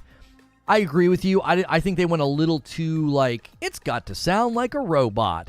I thought it to be a little bit annoying. The rest of the voice acting I have found to be very good. I think the voice acting is actually quite strong in this game. Considering the quantity of dialogue lines that had to be recorded, I actually think the voice acting is quite good in Starfield. Got laid off last weekend before my vacation back to Canada. Nice people. Thanks for doing what you do. It kept me positive. Glad to be back in a time zone that can watch you live. Well, I'm sorry that happened to you, Polaire, and hopefully you can turn some things around, find an opportunity. You can 100% notice the 120 FPS difference. Whether you can physically perceive the actual frames doesn't matter. You can see the overall performance differences. Yeah, you can see there's a smoothing effect, right? There's a smoothing effect when you go so high. And I think it was Richard Ledbetter that talked about this with 8K. He said that 8K versus 4K, he's like, it wasn't super noticeable. It just looked like really, really sharp anti-aliasing. Like, it's not even that noticeable. It's easy for us to kind of exaggerate the importance of performance. I'm in a big Fallout group, and there's tons of people playing Starfield on boxes who are quite happy and having fun. Good for them. All I was trying to drive at with the show opening monologue was that the Starfield review double standard I find to be unhelpful. I don't think we should be reviewing a game purely against the backdrop of the past games. I think a game should be reviewed against its genre. It should be reviewed against its context. What year is it? Okay. What are the general expectations for game flow, game design, graphics, performance? Do you see, like, I think it's fair because if you look at Starfield in its context, it falls behind in a lot of categories. Rob V's gifted a member and taken it to 4. Gifted members have been quite a bit slower. You guys went so crazy last month. We're still sort of drifting from hitting so many member goals last month.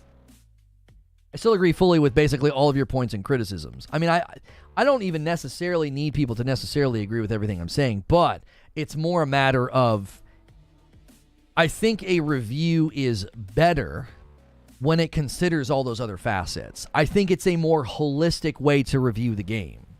If you would have read a review of Elden Ring and it only compared Elden Ring to past FromSoft games, Elden Ring would look a little bit more impressive when you do that. Instead of giving it like an 8.5, you might end up giving it a 9.5. Because you're basically saying, well, I'm only comparing Elden Ring to former FromSoft games. Does that make sense? But when you start comparing Elden Ring to the landscape and the context that it's landing in, well, you might take some points away. You're like, well, performance was kind of dodgy. Graphics weren't necessarily next gen. It is a cross-gen game like Armored Core is, so we're not going to judge it too harshly for its graphics. But you know, it was beautiful art direction. Art direction is not the same as graphics. It's not the same as graphical fidelity and performance. Those are separate categories. Christo says, "Stop making sense, though. No context is king." Thank you. Good to see you. So that's my point. I'm not saying that you're not allowed to compare Starfield to all of the previous Bethesda titles. I think that's fine. But you've got to zoom out. That's how Elden Ring reviews were done. That's completely and utterly false. Some of the best Elden Ring reviews praised it against the backdrop of other games in the open world genre. When you get compared to Breath of the Wild, buckle the frick up. That's a game of the year game. That's an award-winning game. Do you see what I'm saying? Judging Elden Ring against The Legend of Zelda, Breath of the Wild, that's a big deal. That's like, whoa, how does it stack up? And it stacked up. Open world games. It was compared to the open world genre. It's like, how does it stack up within the genre of open world games? How's the exploratory purpose? How's dynamic discovery? Does it feel organic, or does it feel like a canned, uninspired open world? There's lots of games that have done open world, and they don't feel the way that Tears of the Kingdom and Elden Ring feel, right? They're considered the sort of the magnum opus of open world games for a reason. Those aren't technical marvels. I feel like sometimes you don't listen to me, Amos. I just said you could compare Elden Ring graphically to its context and say it's not really hitting high levels of graphical fidelity and it had some performance issues. However, it was also a cross-gen game. Do you see, like, I said that you could do that. I don't think you can take as many points off a cross-gen game. If you look at Armored Core 6, same deal, right? I think it's fair to bring up the fact that, like, Armored Core 6 isn't really a next-gen tour de force, but then you also have to make allowances, and you're like, it's a cross-gen game. It's designed to run on old systems, so that wasn't really a priority. When you're next-gen only, do you think I'm going to hold Spider-Man 2 to a higher standard versus Ragnarok and Forbidden West? You better believe it. Why? It's next-gen only. Look at Burning Shores as an example. Horizon Forbidden West Burning Shores is doing things graphically that you can't do in the main game because the main game was designed for old gen. And then they upped it. They gave you cinematic lighting. They did things to make it prettier on PS5. But I'm going to hold Spider-Man 2 to a higher level of expectations. What? It's next gen only. That's fair, is it not? It's not fair for me to say, imagine judging Spider-Man 2 and being like, well, I mean, if you compare it to the PlayStation 4 version of Spider-Man 1, oh my gosh, this is a triumph. No, compare it to other next-gen only games. Compare it to next-gen graphical fidelity thresholds that are possible right now. Forbidden West is cross-gen. It walks over Elden Ring technically, no debate. No, there's plenty of debate there because Elden Ring's not just cross-gen, it's cross-platform. That limits how much you can fine-tune graphics. Again, look at a game in its context, something you're not doing. Horizon Forbidden West has a distinct advantage. It has a Decima engine, which is, I think, a superior engine to FromSoft's engine, but it also was a single-platform title. It was not cross-platform. So, FromSoft, not only are they using their engine, it's got to land on PC, it's got to land on console, it's got to land on old gen. That's going to make it a lot harder for them to focus on next-gen graphical fidelity. Here's another problem with what you're saying, Amos. Horizon Forbidden West literally marketed the next-gen graphics. Elden Ring said nothing about graphics. They didn't talk about next-gen anything. So again, you have to hold it to what they talked about. You have to hold it up against its own marketing. Starfield's marketed as a next-gen only, generation-defining, unparalleled exploration open-world game. Did it deliver that? I don't think it did. Some people think it does, but even the people praising it aren't praising the exploration. They're telling you to avoid it. And I continue to say that I don't think graphical fidelity is purely dependent upon photorealism, because I agree with Spriggan. Elden Ring's art direction was phenomenal. It looked wonderful, even if it didn't display next-gen graphical fidelity. I think with a cross-gen game especially, that's worthy of note. You know that first-party, not multi-plat point's pretty good, Lono. That's a good reasoning to scrutinize why the performance could be more fine-tuned. Like in maybe Starfield?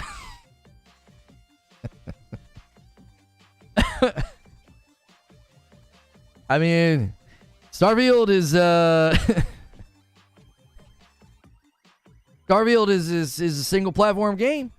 Even Demon Souls looks much superior to Elden Ring. Elden Ring can look like a PS3 game at times. Standards are different. Amos, man, you're having a really hard time here with equivalencies. Demon Souls is a next-gen only remake, brother. You can't compare a next-gen only remake that harnesses the power, the systems, the architecture, the technology, the lighting, all those things that it can do.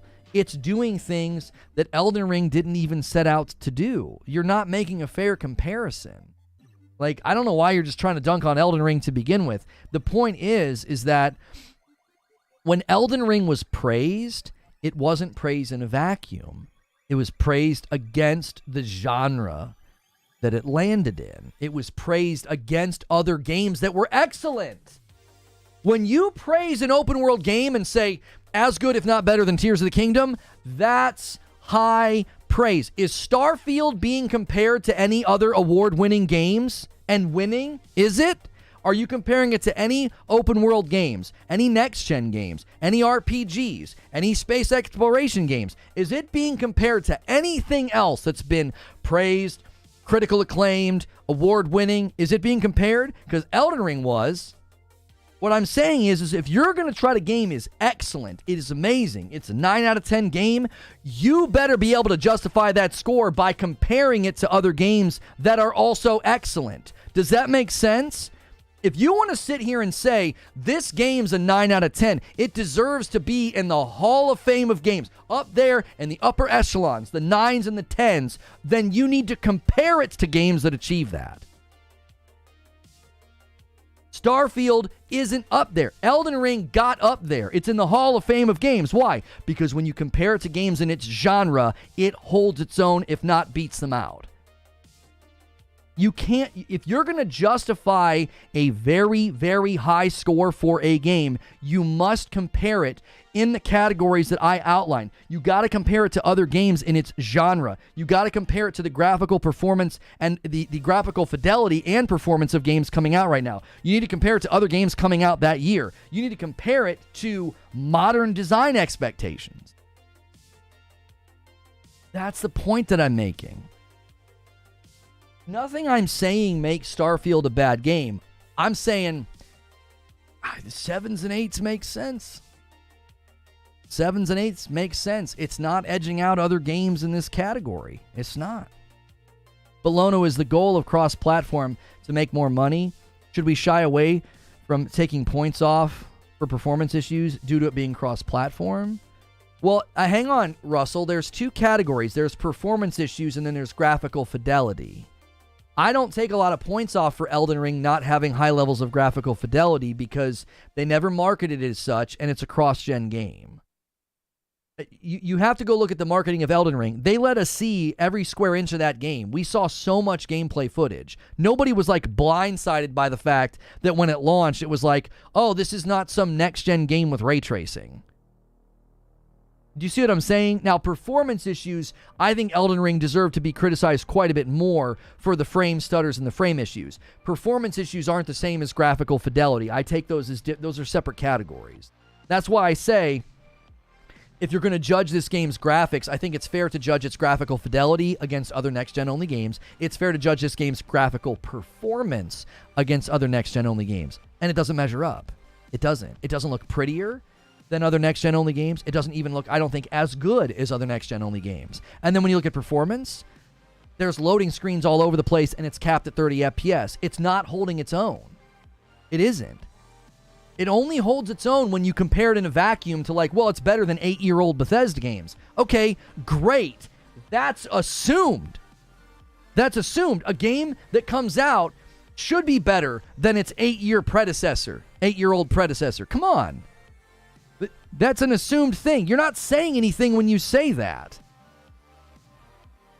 God of War Ragnarok was really, is so much better than the 8-year-old God of War 3 or whatever. Like, you're not saying anything.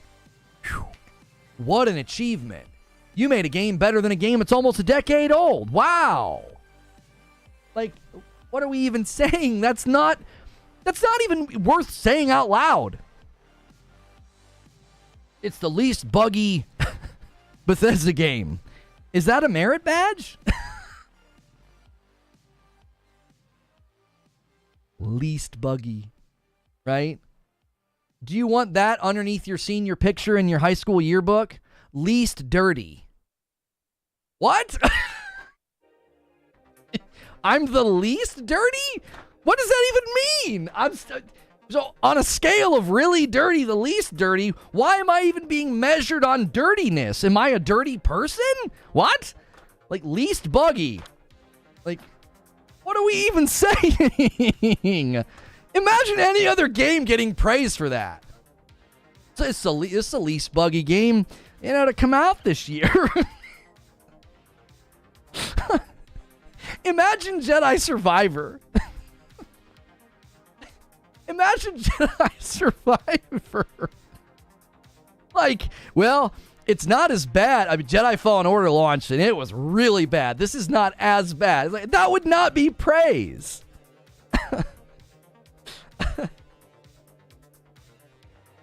Elden Ring was $60. Armored Core is $60. We're paying old prices. Another thing worth mentioning. The cross-gen games are $60. That's exactly right.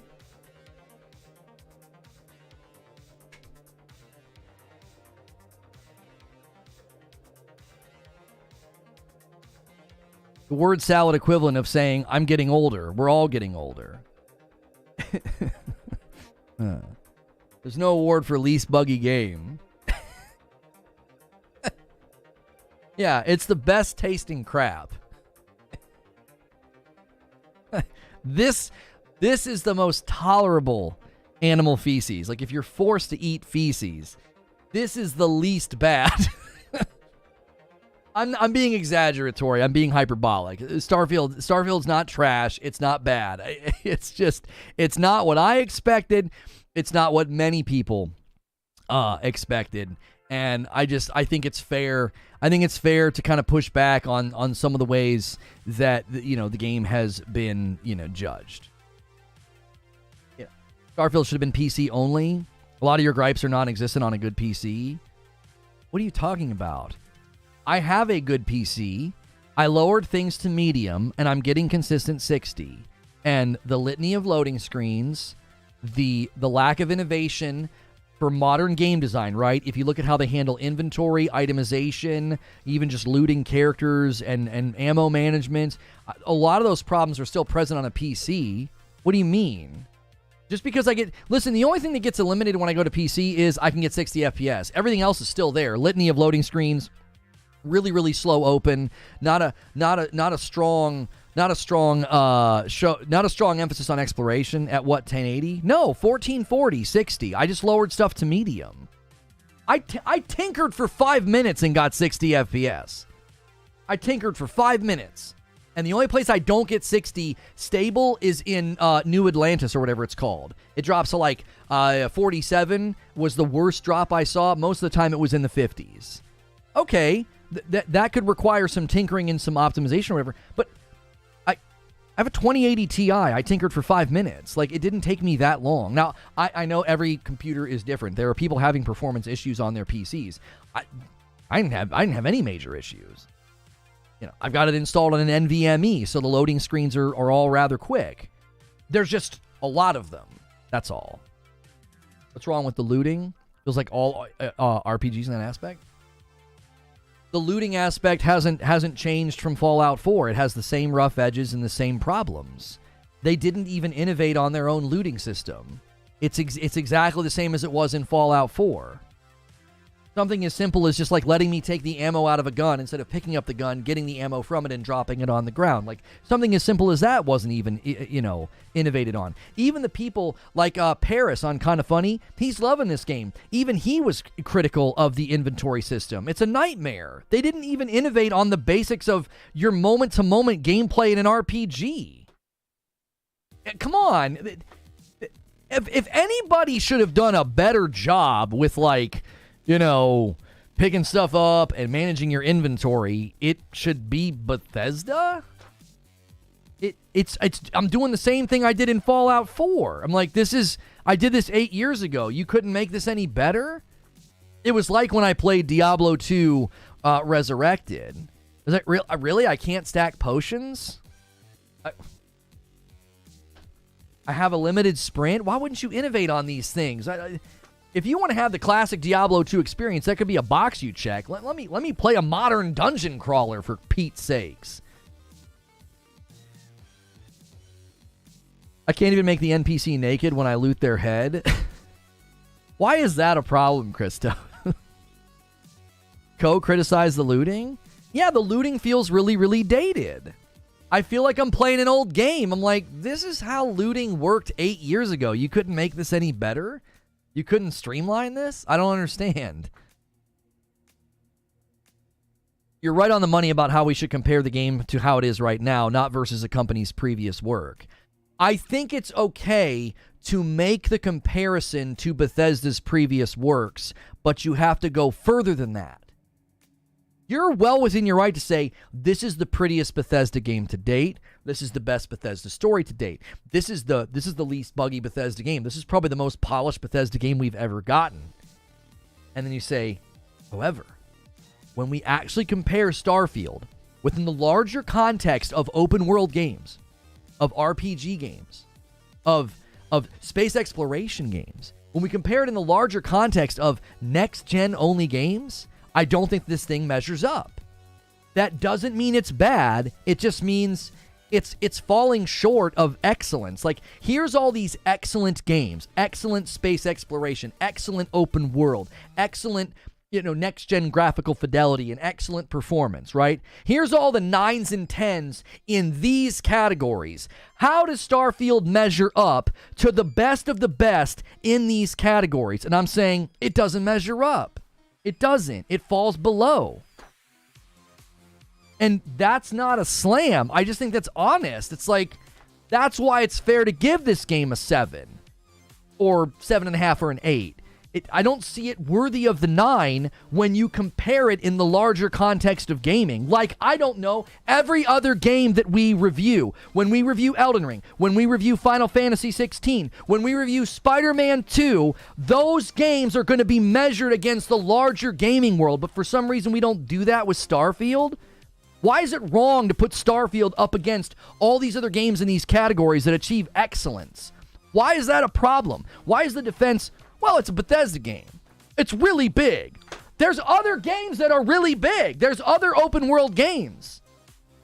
Well, object permanence, it's CPU intensive. That is not a defense. It's not. It isn't.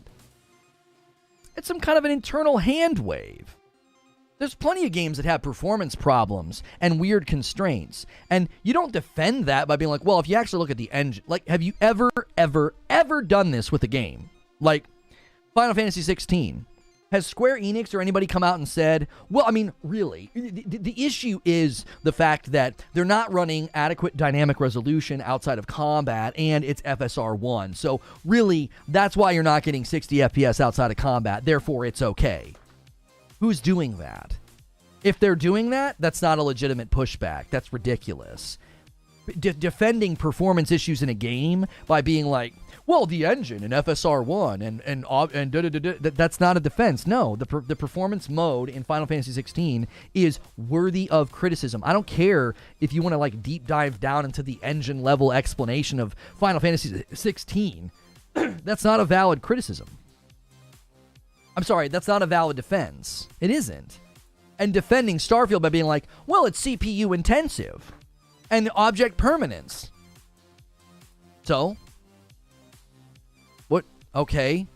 That's not defending the game. You're just explaining to me why it's happening. My car can't make left turns. Yeah, there's a problem with the left side of the car and the axle, and some of the rotors are missing. Oh, okay. You're just explaining to me why it's happening. That doesn't defend the fact that my car can't make left turns. Like, do you see what I'm saying? You're being completely unfair. The game lets you pick up half-eaten sandwiches. Have some integrity and consistency.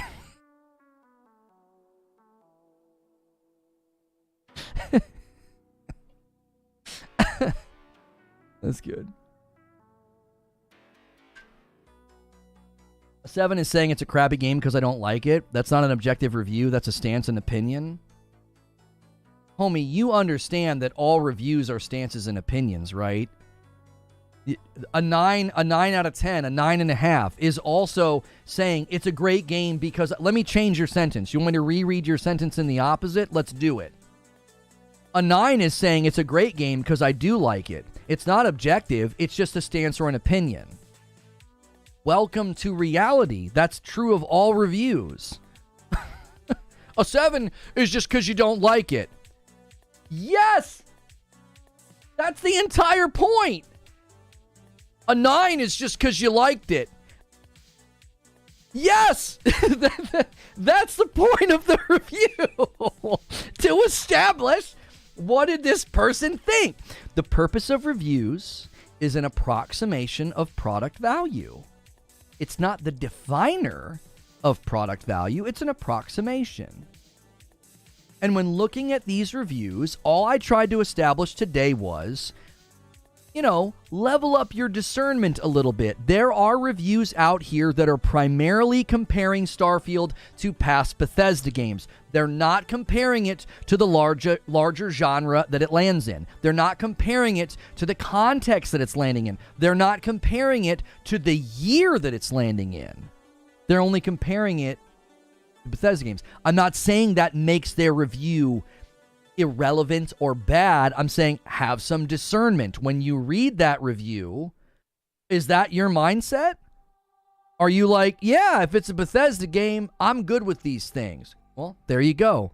That review helped you. If you're like me and I expected better, I expected this to be a really big, ambitious next-gen space exploration game because that's what they marketed, and I don't feel that I got that, I'm going to read that review and say, your review's too narrow. Your review doesn't go out, it doesn't zoom out enough. It doesn't look at the larger context of gaming right now, and therefore, I don't find your review as helpful. Do you see what I'm saying? I'm not trying to establish a metric of, like, denouncing a review or invalidating a review. I'm just saying, be discerning. When you read a review, you got to sniff these things out. You're like, wait a minute now. I just read this guy's review. I just listened to this entire video, and it primarily only compares the game to older Bethesda games. Like, go watch the second the Starfield video from Digital Foundry, their second video. That theme is very consistent in their video. I really like John Linneman. I really do. I don't like how much Digital Foundry and John Linneman are weaponized in these debates. It's got to be so tiring. But if you go watch their second video on Starfield and you listen to what John Linneman is saying, I think it's John, there's so much praise in the context of former Bethesda games. There's nothing wrong with that. I think those things are worth notating. Hey, this is the best looking Bethesda game we've seen. This is the smoothest Bethesda game that we've seen. I think that's fair to say. I'm saying you got to go further than that. You've got to go further than that. You got to say, now that we've done that, now let's compare Starfield to other games in its category, to other games this year, to other next-gen only games. Let's do that. And when you do that, that's when things look a little shaky. Like, even comparing this game to Cyberpunk is shaky. Cyberpunk's very big, tons of NPCs, billions of permutations of potential environmental, events that can take place and interactions with NPCs. It's fair to compare those systems. And it looks a little dodgy. It looks a little shaky. It's like, man, Cyberpunk's come a long way. Like, the fact that this is crazy to me, but cool at the same time. The fact that No Man's Sky and Cyberpunk have come so far that they're being used as benchmarks against this game, that's a hat tip to CD Projekt Red and Hello Games. Like, that's a big tip of the hat to those guys. I'm not saying that that's the be-all, end-all, okay? Just like comparing Starfield only to past Bethesda games is not the be-all, end-all, I don't think comparing Starfield to, like, No Man's Sky and Cyberpunk's the be-all, end-all, but I think it's helpful to see. I think this game's doing open-world NPC organic exchanges of violence and threat and randomness. I think Cyberpunk's doing a better job. I'm not seeing innovation or evolution here. This all seems very wooden and very stiff. Let's look at space exploration. Let's look at flying. Let's look at the size and the scope and the feeling of being in space. I think No Man's Sky's doing a better job. That's not the be-all, end-all of Starfield, but I think those comparisons are fair. And I think once you start doing that, that's when you're going to start to feel the score the game deserves start slipping a little bit. Lono's becoming a gaming critic. How did they lie? It's a Bethesda game. It's to be expected. Creature says the entire point of today's show, Starfield gets a pass because it's Bethesda. Imagine any other game coming out in this state. Imagine Spider-Man 2 coming out in this state. Capped at 30 FPS. Graphics go from looking good to old gen. Loading screens everywhere. Oh, you want to go fight those guys in that building? Loading screen. You want to go fight those guys on that building top? Loading screen. Like, I think people would say, wait, what's going on here?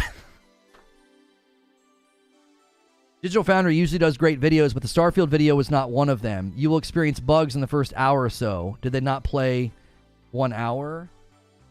I'm not sure what you're saying. You're talking parts of 3 or 4 games and expecting Starfield to be the best of them all. No, D-Tom. That's not what I expect. Not what I expect. I said, when you compare it within the larger genre, it falls short. I didn't say, oh, I expect it to be excellent. Like, when we heard about Elden Ring, did you think it was going to be an open world defining game? Did you think that? I didn't think that. But when the game came out and you compared it to other open world games, it was like, this game is achieving excellence.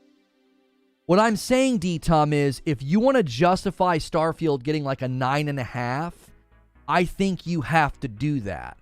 If you want to get out of like the 7 or the 8 category, I think you have to achieve excellence in some other categories other than just, well, it's better than this 8-year-old game. Yo, 5 gifted members from SSJ Gohan. Thank you so much. Bumping the line all the way to 9.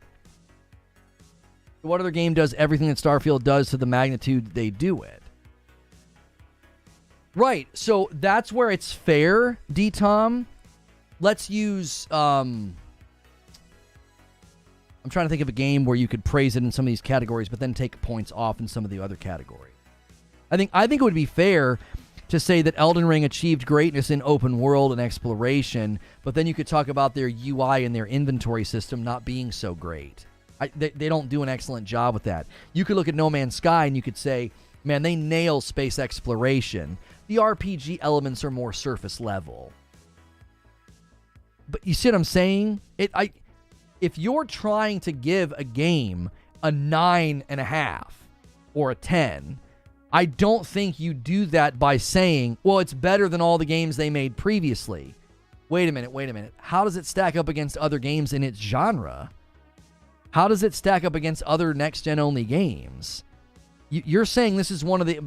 when you give it a 9.5 or a 9.75, you're saying that this game's at an level of excellence. In what world? I don't see it. I don't see it being excellent at any of the things it set out to do. Even their open world is small in comparison to Starfield? No, it's not. No, it's not, D-Tom. If you consider the entire scope of the map in Elden Ring, and you consider the single areas that get loaded in Starfield's actually not that big. It's quantitatively big. It's not actually big. I gave this example earlier. It's the difference between having 1,000 baseball cards and 1,000 dictionaries. You have 1,000 of both. 1,000 baseball cards is not going to take up a lot of space. 1,000 dictionaries is going to take up a bunch of space. You're going to need a bunch of bookshelves. Starfield is not large. Like, it loads an area, and in that area, where I can go and what I can do, I don't see justification for how the game looks and runs. I don't. It's like, there are plenty of games that are this big.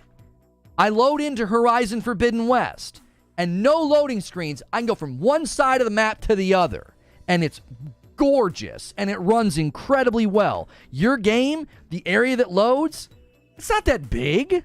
It isn't. And the size justifies the what? Being capped at 30 FPS and looking kind of old?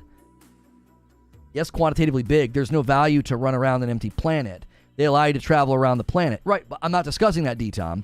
I'm talking about the idea of if you're going to sit here and defend the game because of like object permanence and, oh, it's CPU intensive or whatever the case may be, I'm sitting here saying, okay, let's break it down to its core parts. You're not even loading that large of an area. Why does it look and run like this?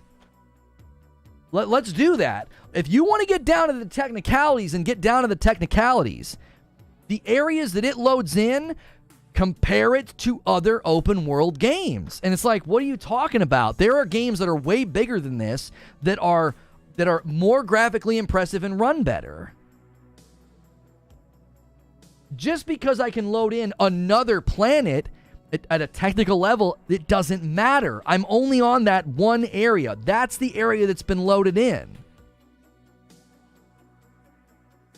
Pros, thanks for jumping back in as a member.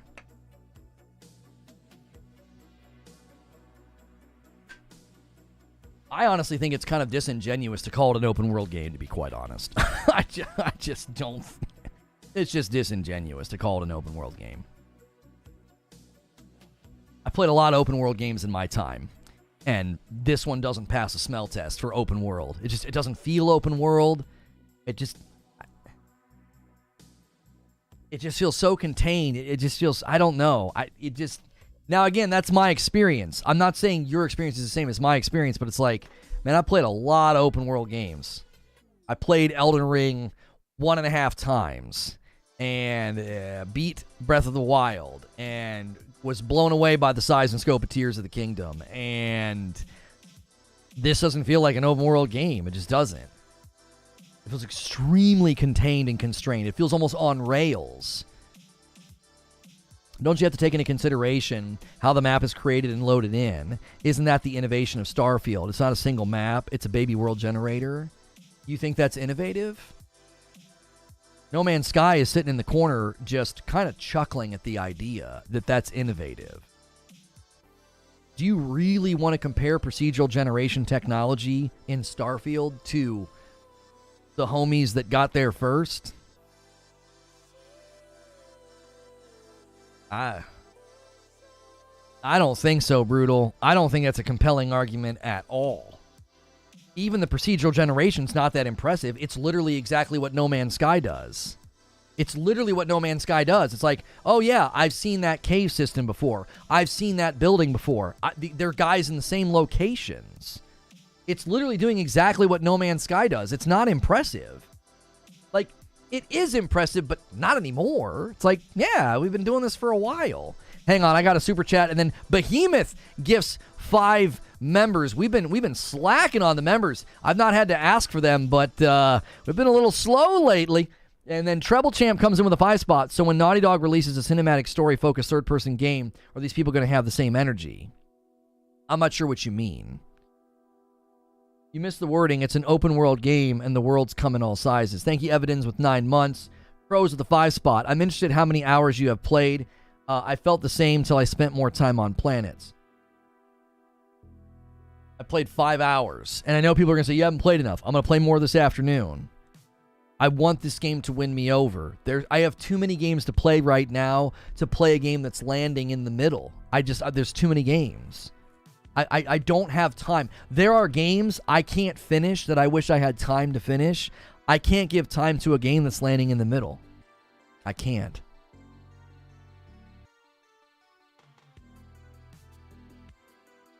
In my estimation, like, the pull isn't there.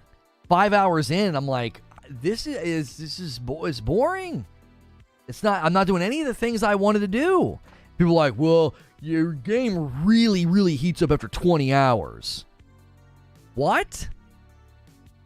20 hours? I don't have 20 hours to gamble away. I don't have 20 hours to gamble away. 3 hours? No, I played it for 5 hours. 3 hours on PC and roughly 2 hours on my Xbox. I've played it for roughly 5 hours. 5 hours, that's nothing. See, I addressed this contention in my show open. You need to play more. So if you play 5 hours of a game and it's not hitting and you're kind of bored and performance isn't very good and it's not doing any of the things you were hoping to do, were you just going to press on? You just going to keep playing? I went through this with Cyberpunk. I went through this with Cyberpunk. I played for 5 hours, then 6, then 7, then 8, then 9, then 10. And I'm still told to this day by people, you've not played enough. Are you freaking kidding me? Have you ever seen another game defended in this way? Dude, I played for 5 hours. I just don't get it. It's just not hitting. You haven't played enough. What? What are you talking about? The layup from the Luna Joker takes it to 15 out of 25. Thank you, sir. 5 hours is nothing for an RPG.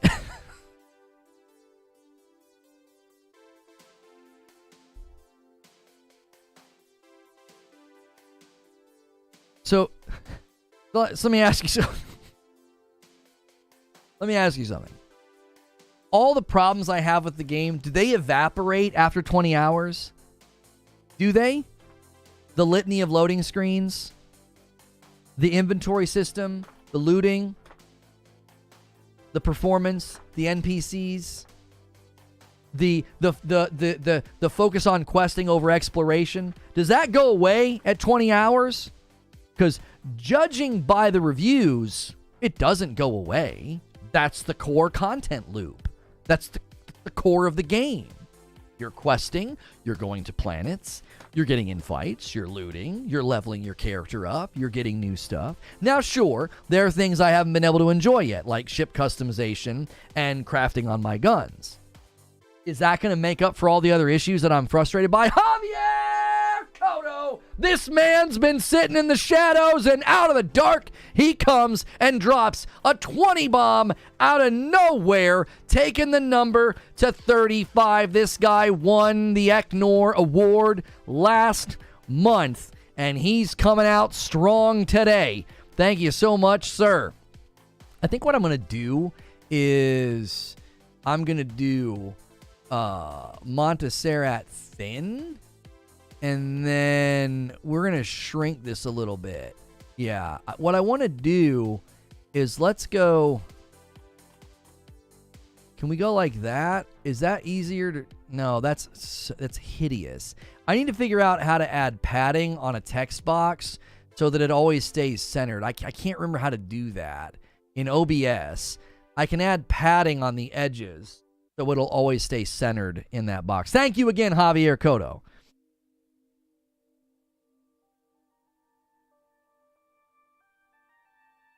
With 5 hours, there should be some value to come back to.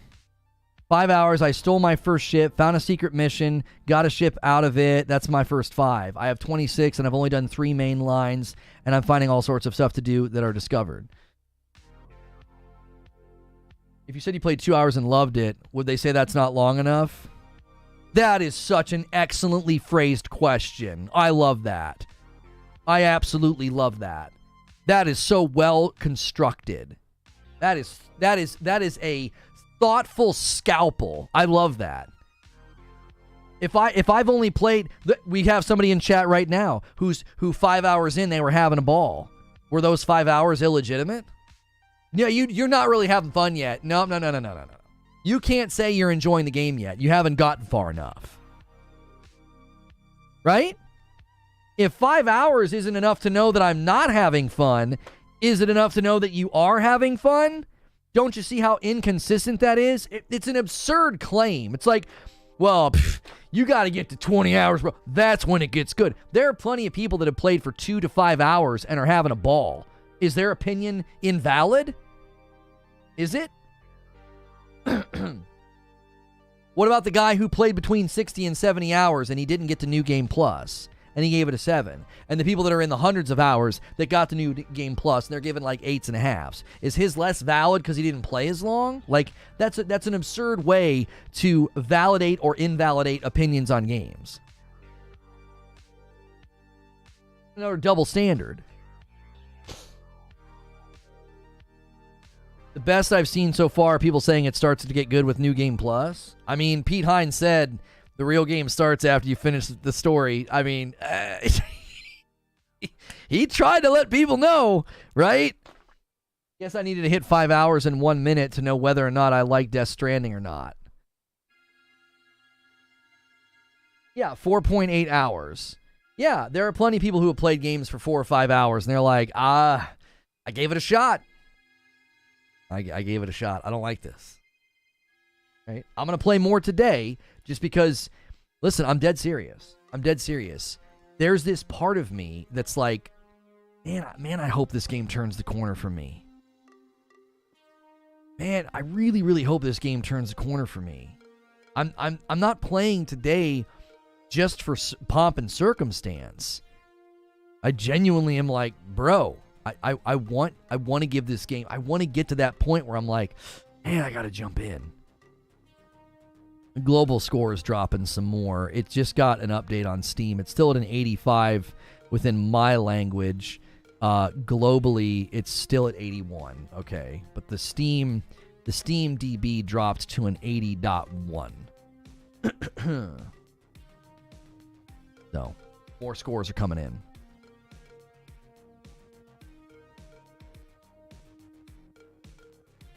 Remnant 2 deserves Game of the Year nom from me. I think Remnant 2 was really fun. I wish I had more time for it. I don't think it's going to get a Game of the Year nomination, though.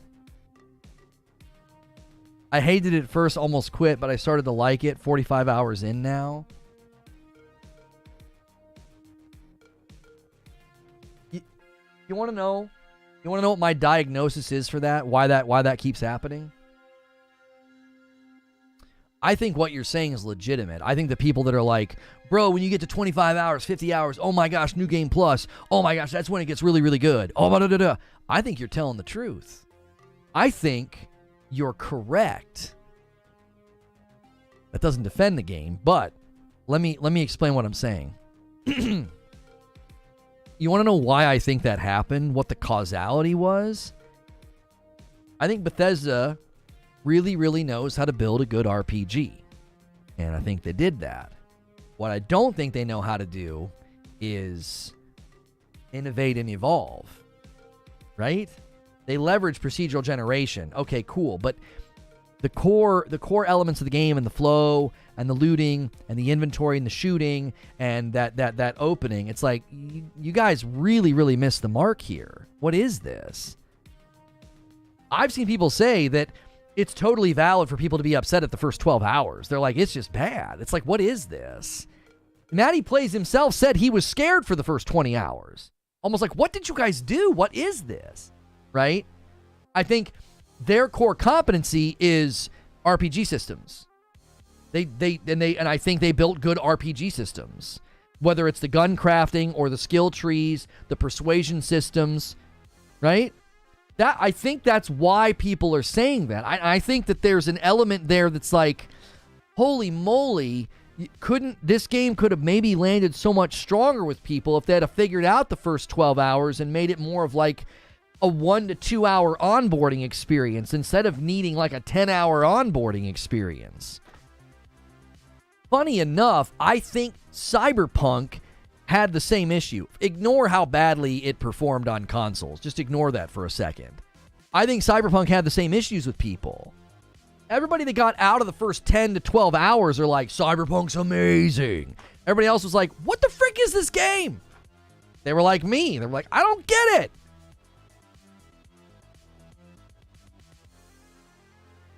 Oh, spot down there. I'm trying to crack my back. It's right down there on the left side. You learn to enjoy the game despite its problems, but the problems are definitely there. It's modern anime logic. The MC needs to be god level overpowered in less than 2 episodes to be interesting. No, I don't think so. I'm not saying that. I've not once indicated that you need to be god level overpowered. I was explaining that the onboarding is a bit long, so that you don't actually feel like you're getting momentum. You don't actually feel like you're hitting a rhythm of enjoyment and like the dopamine hits. You're not getting there fast enough. I don't think you need to be like OP within 2 hours. I don't think I've ever indicated that at all. I've enjoyed Starfield, but why is there praise for the ending in the New Game Plus gimmick? They actually ruined any replay value for me. It chucks out all believability. I feel like you're alone in that thought, man.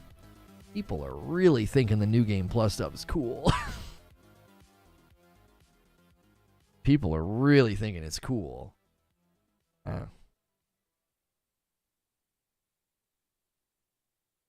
I remember people criticizing the Punisher TV show for that. I think they wanted to boot up and they wanted to see Frank Castle like just running around shooting people. And it was a real slow burn. But it was extremely important within his character arc. I thought it was very important. There was a reluctancy, there was a slowness, there was a darkness, and I thought that was very good. Yeah, I think Ahsoka's good. I've been enjoying it. I'm also enjoying Wheel of Time. And I'm glad to see the reviews of the show getting stronger each episode, because I was kind of worried it was going to be a confusing show for people. It's very there's a lot going on, but I've enjoyed both.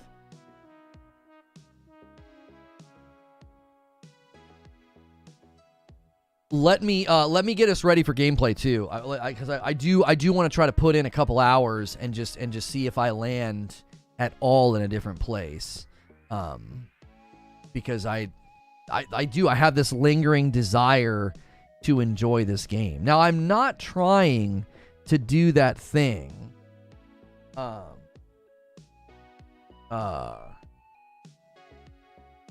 on.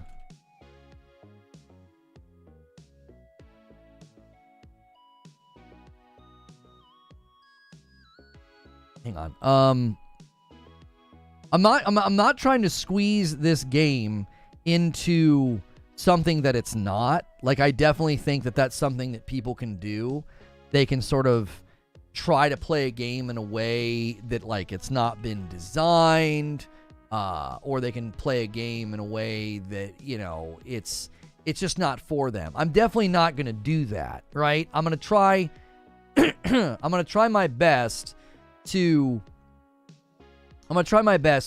play the game on its terms, right?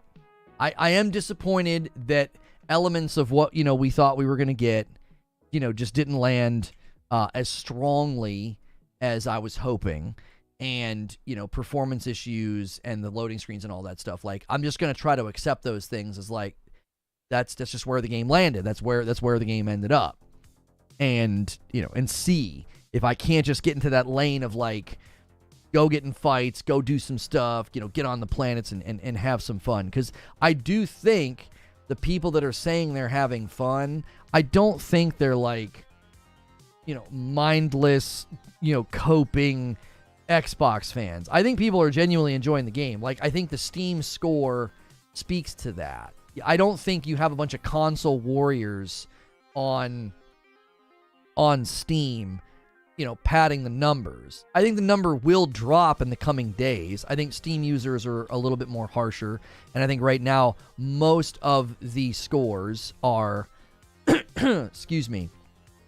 I think most of the scores are in the early access phase. The more committed players, the people that really went the distance with early access are obviously going to be giving it good scores. You know, they had a good time. And I think that's probably why the score started out so strong. I don't think it's going to drop that low, though. I still think it's going to land in a good place, which I think is, again, that's proof that people are, in fact, having fun. Again, I don't think you have a bunch of, like, really, really big Xbox fans, like, clamoring to Steam to, like, buy the game and give it good, you know, give it good reviews. What would you rate Starfield?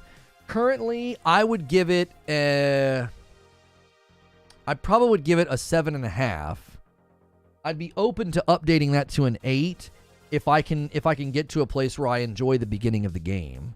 But it's just got too many marks against it. I'm like, it's like a 7.5. It's just, yeah, I wanted it to be an 8 or an 8.5. I was pretty confident after everything we saw that I was like, I don't know if I'm going to be able to give that game a 9 or a 9.5. It's not achieving, you know, the excellence that I look for in games. Like, I feel like they compromise on a lot of things. I feel like Todd Howard is a little archaic in some ways, like his design philosophy, like the Lex Friedman interview. I feel like he's a bit of a dinosaur.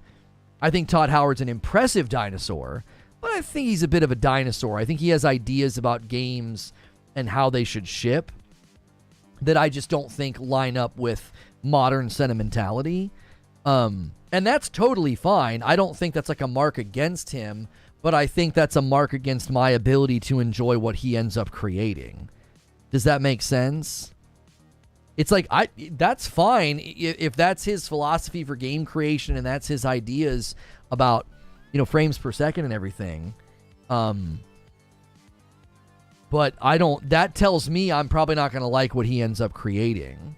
If he takes a similar idea and approach to the next Elder Scrolls game, I don't know, man. I just don't know. not bad, but it's not what they marketed.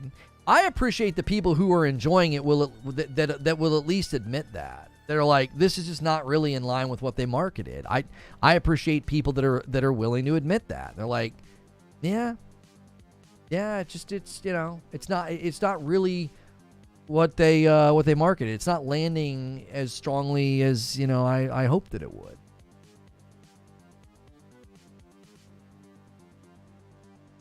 You're just never going to like the game. But remember, No Man's Sky was awful and everyone hated it, and now look at it. Yeah, Biggie, sometimes I wonder, though. Sometimes I wonder, do you think Bethesda will be committed to doing to this game what Hello Games did to No Man's Sky? It's been in early access for how many days? And look at what the modders have done. Like, I'm wondering about that. I'm like, are they really going to do that? Like, am I going to turn around in 3 years and be like, Starfield is phenomenal?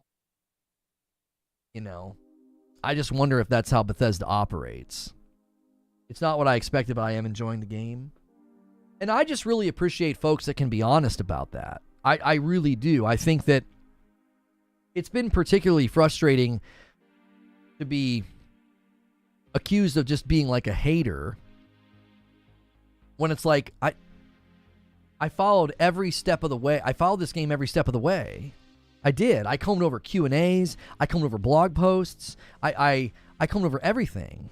I followed this game every step of the way. I was very much looking forward to this game, and it didn't land where the marketing led me. That's not hate. I appreciate when people will be honest and say, this just doesn't really line up with how they promoted and how they marketed, but I'm still having fun. I think there's a good game here. And it's like, well, at least you're making space for someone like me to be like, look, man, this is not at all in proximity with the marketing. And that's one of the reasons I'm not having a good time. I'd reframe that slightly. Is Bethesda committed enough, and will Microsoft allow them the luxury to spend that time? Yeah, Pete Hines' commentary about Redfall is really interesting, Swade, because he seemed to indicate that being on Game Pass, they're going to be committed long term to Redfall and getting that game into like a real excellent place.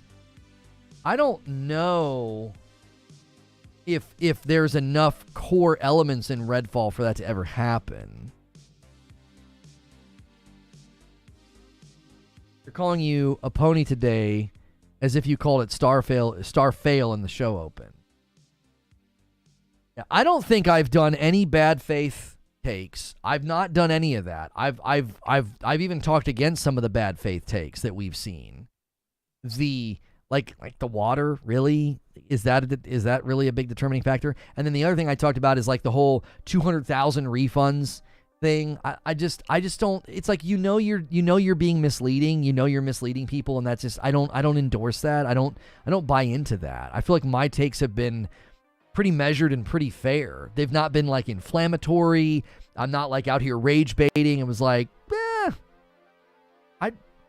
I really feel there's some double standards going on here. Is it true that the Game Pass version on PC isn't even compatible with the script extender that's required for most mods? I actually don't have an answer to that. I don't know. Somebody in chat would have to answer that one. World-renowned GeoHound, I read what you said and responded to it. You must have missed it when you said you enjoyed it, but why is there praise for the ending in New Game Plus? They practically ruined any replay value for me. It chucks out all believability. I read that already and responded to that. I don't think they needed to be super rigid in believability and realism. I think Hello Games are a rare studio, probably the most passionate studio with No Man's Sky. I think Bethesda will make improvements, but not even close to what Hello Games has done. I don't think they have a lot of... John Linneman seemed to think there was some headroom, and they could maybe do some updates to get a performance mode in the game, probably on the Series X and not the S. He didn't say that. I'm saying that. He said he thinks there is some headroom. I don't know how much headroom there is with respect to everything else. Loading screens and the tiles, and one guy has allegedly proved that the tiles interact.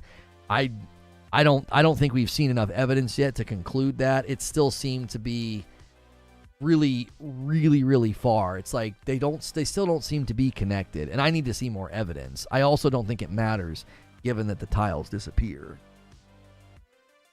You're still not mapping and charting the actual whole planet.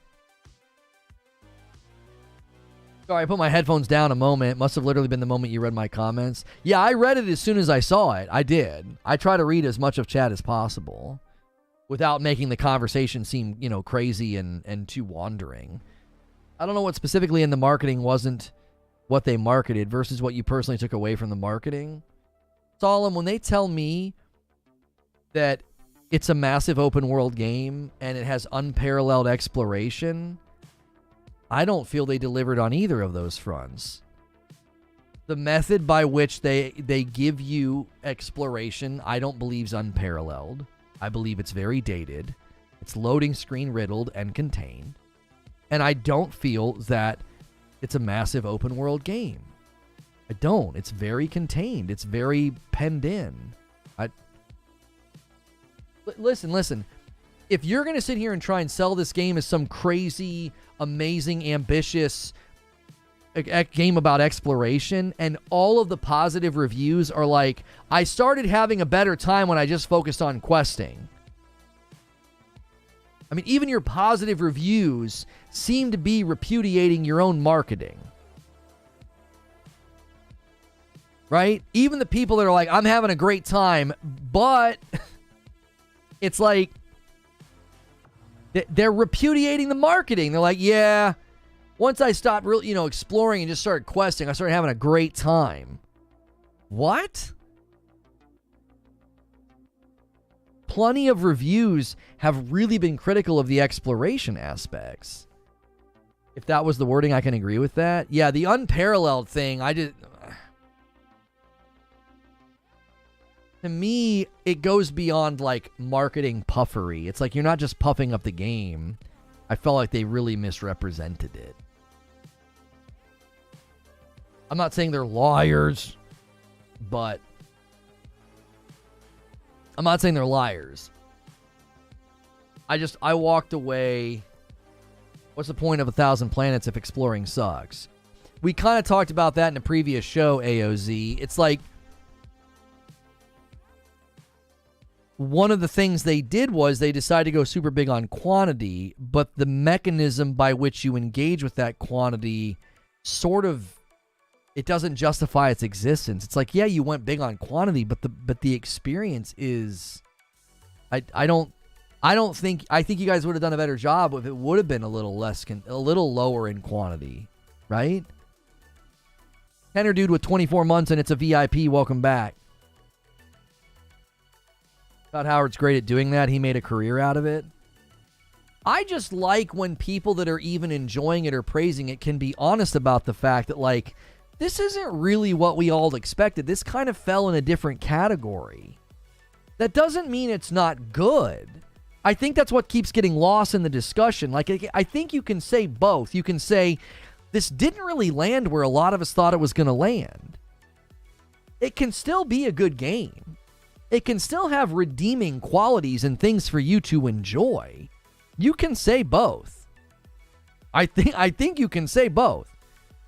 But you can't dismiss the people like me that are like, a lot of those things that didn't land where we thought they were going to land, that was stuff I was looking forward to doing. Building the Starship Enterprise, it doesn't have a whole lot of purpose. It just doesn't. The ship is sort of window dressing. It really is. Oh yeah, Jedi Survivor Treble, it's like a different game on console. My goodness. I can't believe it. I am so I'm so friggin' happy that they fixed it. Eugene says the review scores reflect that completely. Yeah, the review scores do reflect that, because even the people that are giving it a decent score, like a 7.5 or an 8.5, even they're kind of like, you can sense it. It's not lost in your discussion, but so many people are saying the game is straight up bad. No to few redeeming qualities. D-Tom, there are people saying this game is perfection It's excellent. It's amazing. I think they are about as accurate as the people saying it's trash. I think they're both exaggerating. I don't think that this game is excellent. It's not groundbreaking. It's not earth-shattering. It's not 10 out of 10. It's also not a 5 out of 10. It's also not trash. I think both of those positions are completely exaggerated, and I don't think you can substantiate them. I already argued at length why giving this game a 9, 9.5, or a 10 is absurd when you compare it to other games in its genre, other games with respect to graphical fidelity and performance, other modern design expectations, and if you compare it to other games landing this year. I'm like you. I don't think you can justify that score. It's very.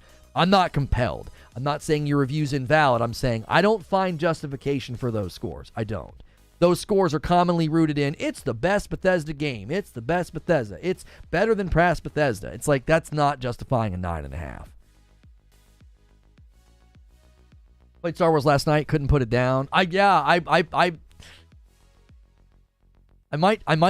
might switch to Survivor and beat it, hoping that we'll get a patch for Final Fantasy 16. Like, I don't want to beat Final Fantasy 16 and then the performance patch comes out. I'd rather okay, I'm going to play Jedi Survivor now and hope for the Final Fantasy 16 performance patch, No Man's Sky and Star Citizen have better exploration.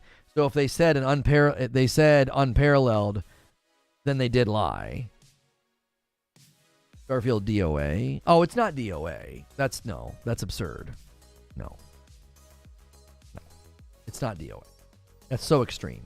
There's 233,000 people playing right now. It's got 15,000 reviews on Steam. It has an 85% on Steam. No.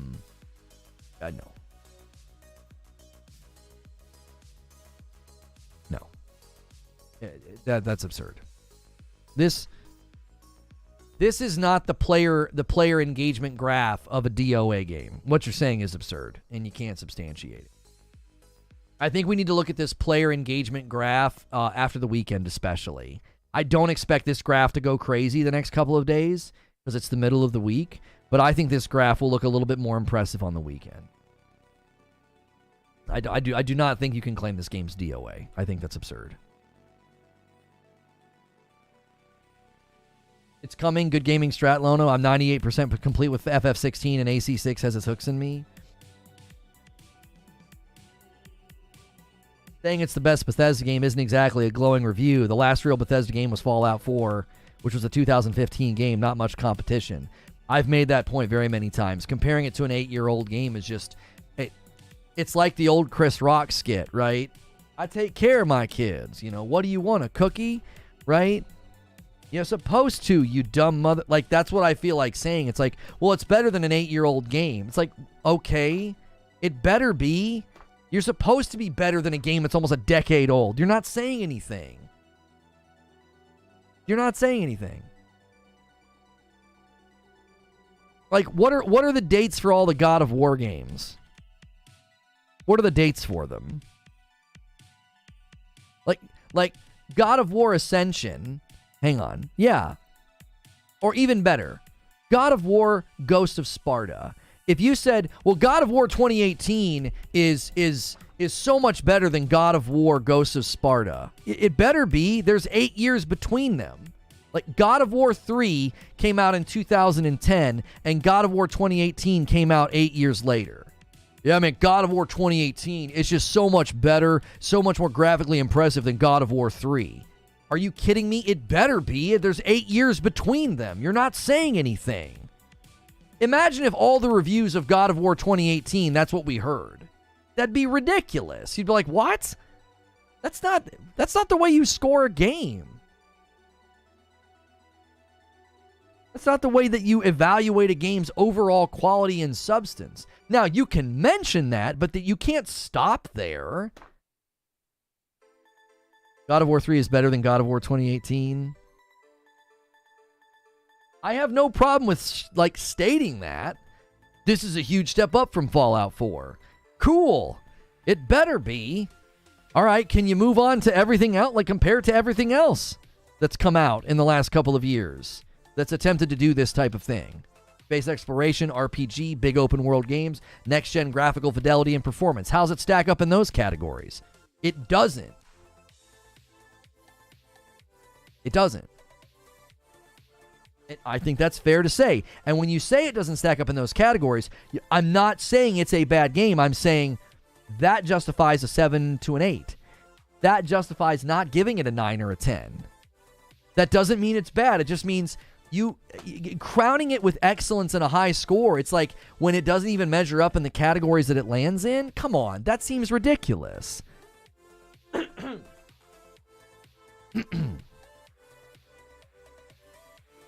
God of War 2018 had better graphics than God of War 2. Well, yeah, it better have. Precisely.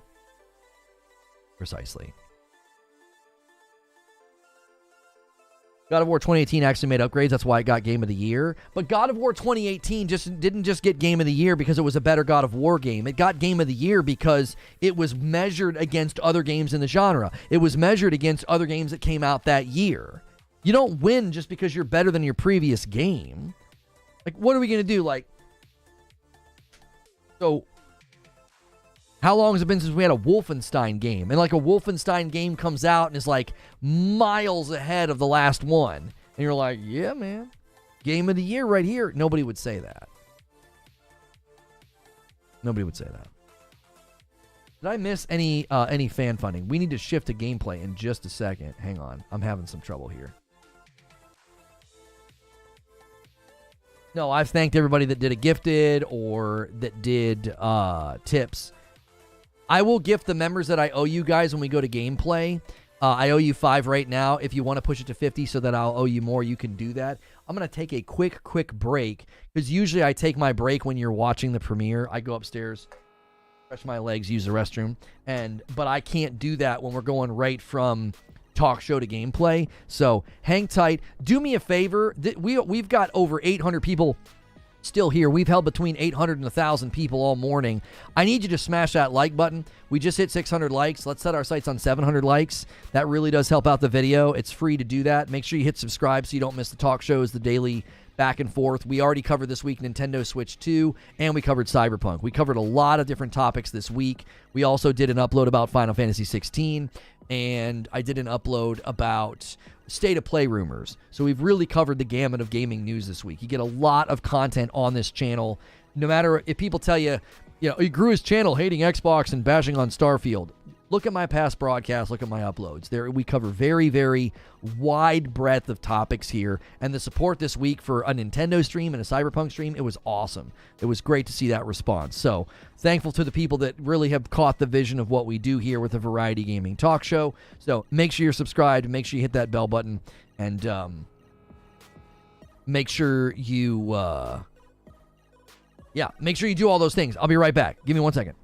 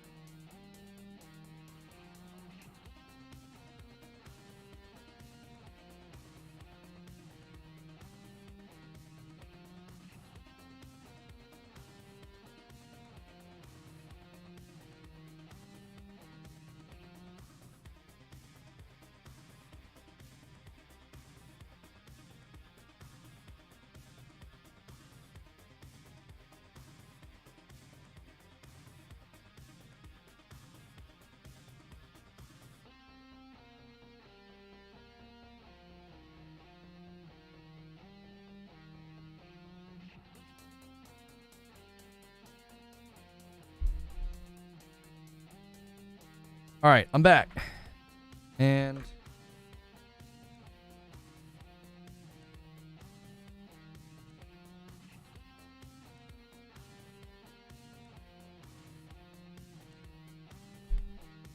can you play Starfield with the DualSense? You guys watch it on Kick, you're going to have to come over to YouTube.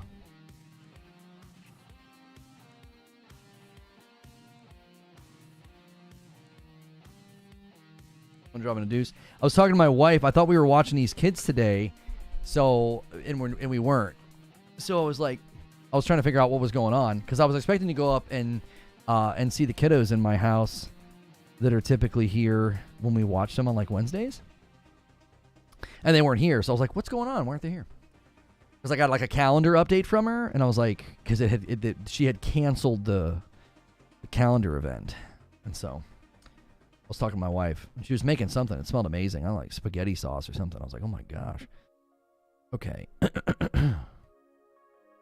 You can play with the DualSense? Okay. I'm going to play it then with my Spider-Man controller. I like the DualSense controllers now more than Xbox, and a lot of my Xbox controllers have gotten stick drift. So, because some of them are just older, and they've been, played on more. Okay.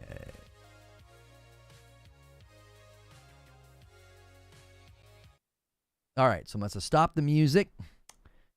And I'm going to turn this down. Okay.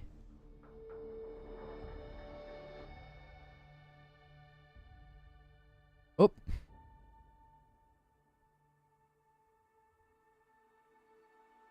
Oh, I wonder. I love the music. I really do. I think that's the thing I love the most. I'm not kidding you. I'm not being cheeky. I love the music a lot. Music can really, really make or break games like this. It really can.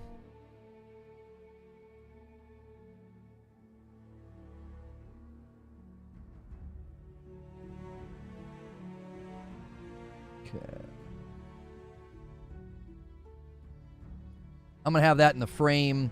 We're also probably going to have to go up again. I think this is roughly where we were. Roughly?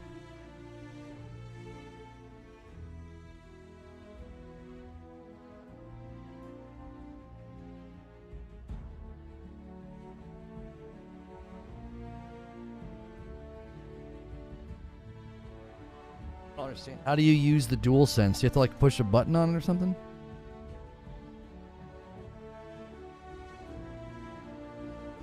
It's just charging it.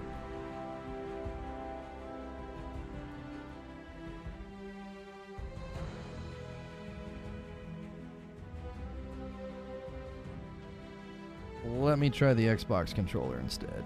I don't feel like futzing with it.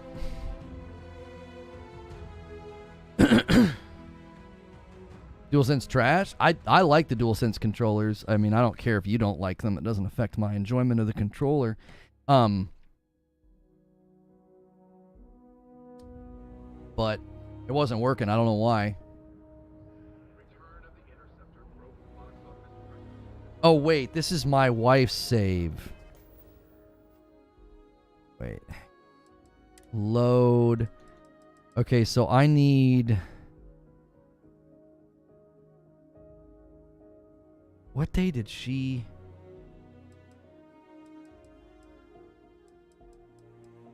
Oh, shoot.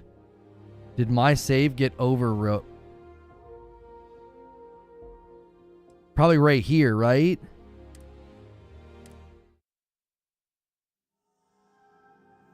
Yeah, there we go. Lono level 4. This is me. Yeah, here we go. Okay. Okay.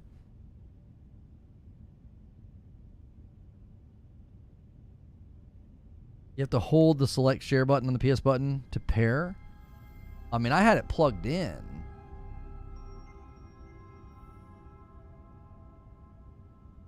I don't care. I'll just play on the Xbox controller. I don't feel like fiddling with it.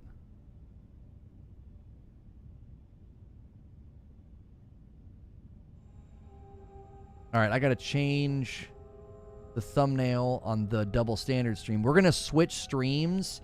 So we're going to go to a second stream. So I need you guys to smash the like button like crazy on this stream. Get us to like 700 likes. I guarantee you there's like 50 or 60 of you that haven't hit like yet. And then we're going to go over to a new stream. I'm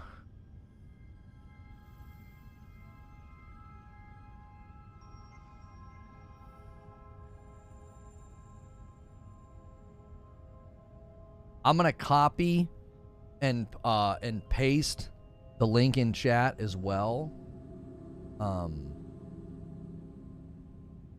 Let's...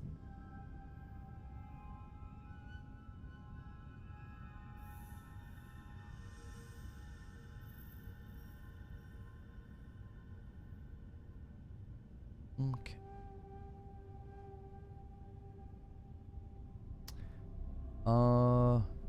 I'm going to send my tweets.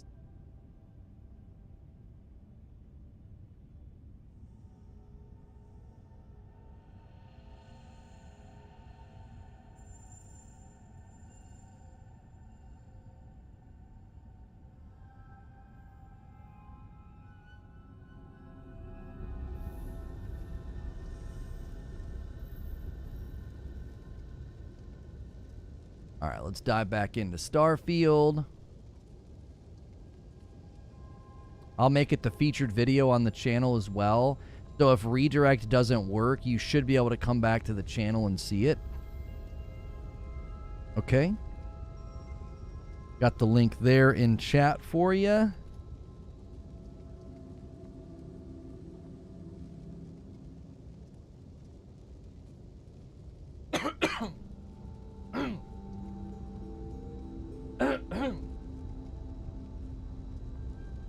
Hang on a second.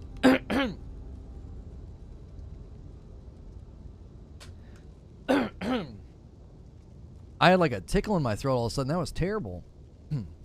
Okay. Thanks so much for tuning in, checking out another video. We'll be doing some Starfield gameplay on PC. I am running on a 2080 Ti. An i9 9900 processor. I have settings set to pretty much medium on 1440 res, and I pretty much get 60 FPS the whole time, unless I'm in like a major city. I'm probably 3 hours into the game right now, and we're going to continue to press on, see if we can't get to a place where I'm having a better time with it. I do have my issues with it, but I know if you stick to questing and really stick to, like, you know, the main path, that the game can get quite enjoyable. So make sure you hit subscribe and the bell button. I did a stream this morning about the double standards and some of the reviews that I noticed. I'm going to end that stream and bring everybody over with redirect.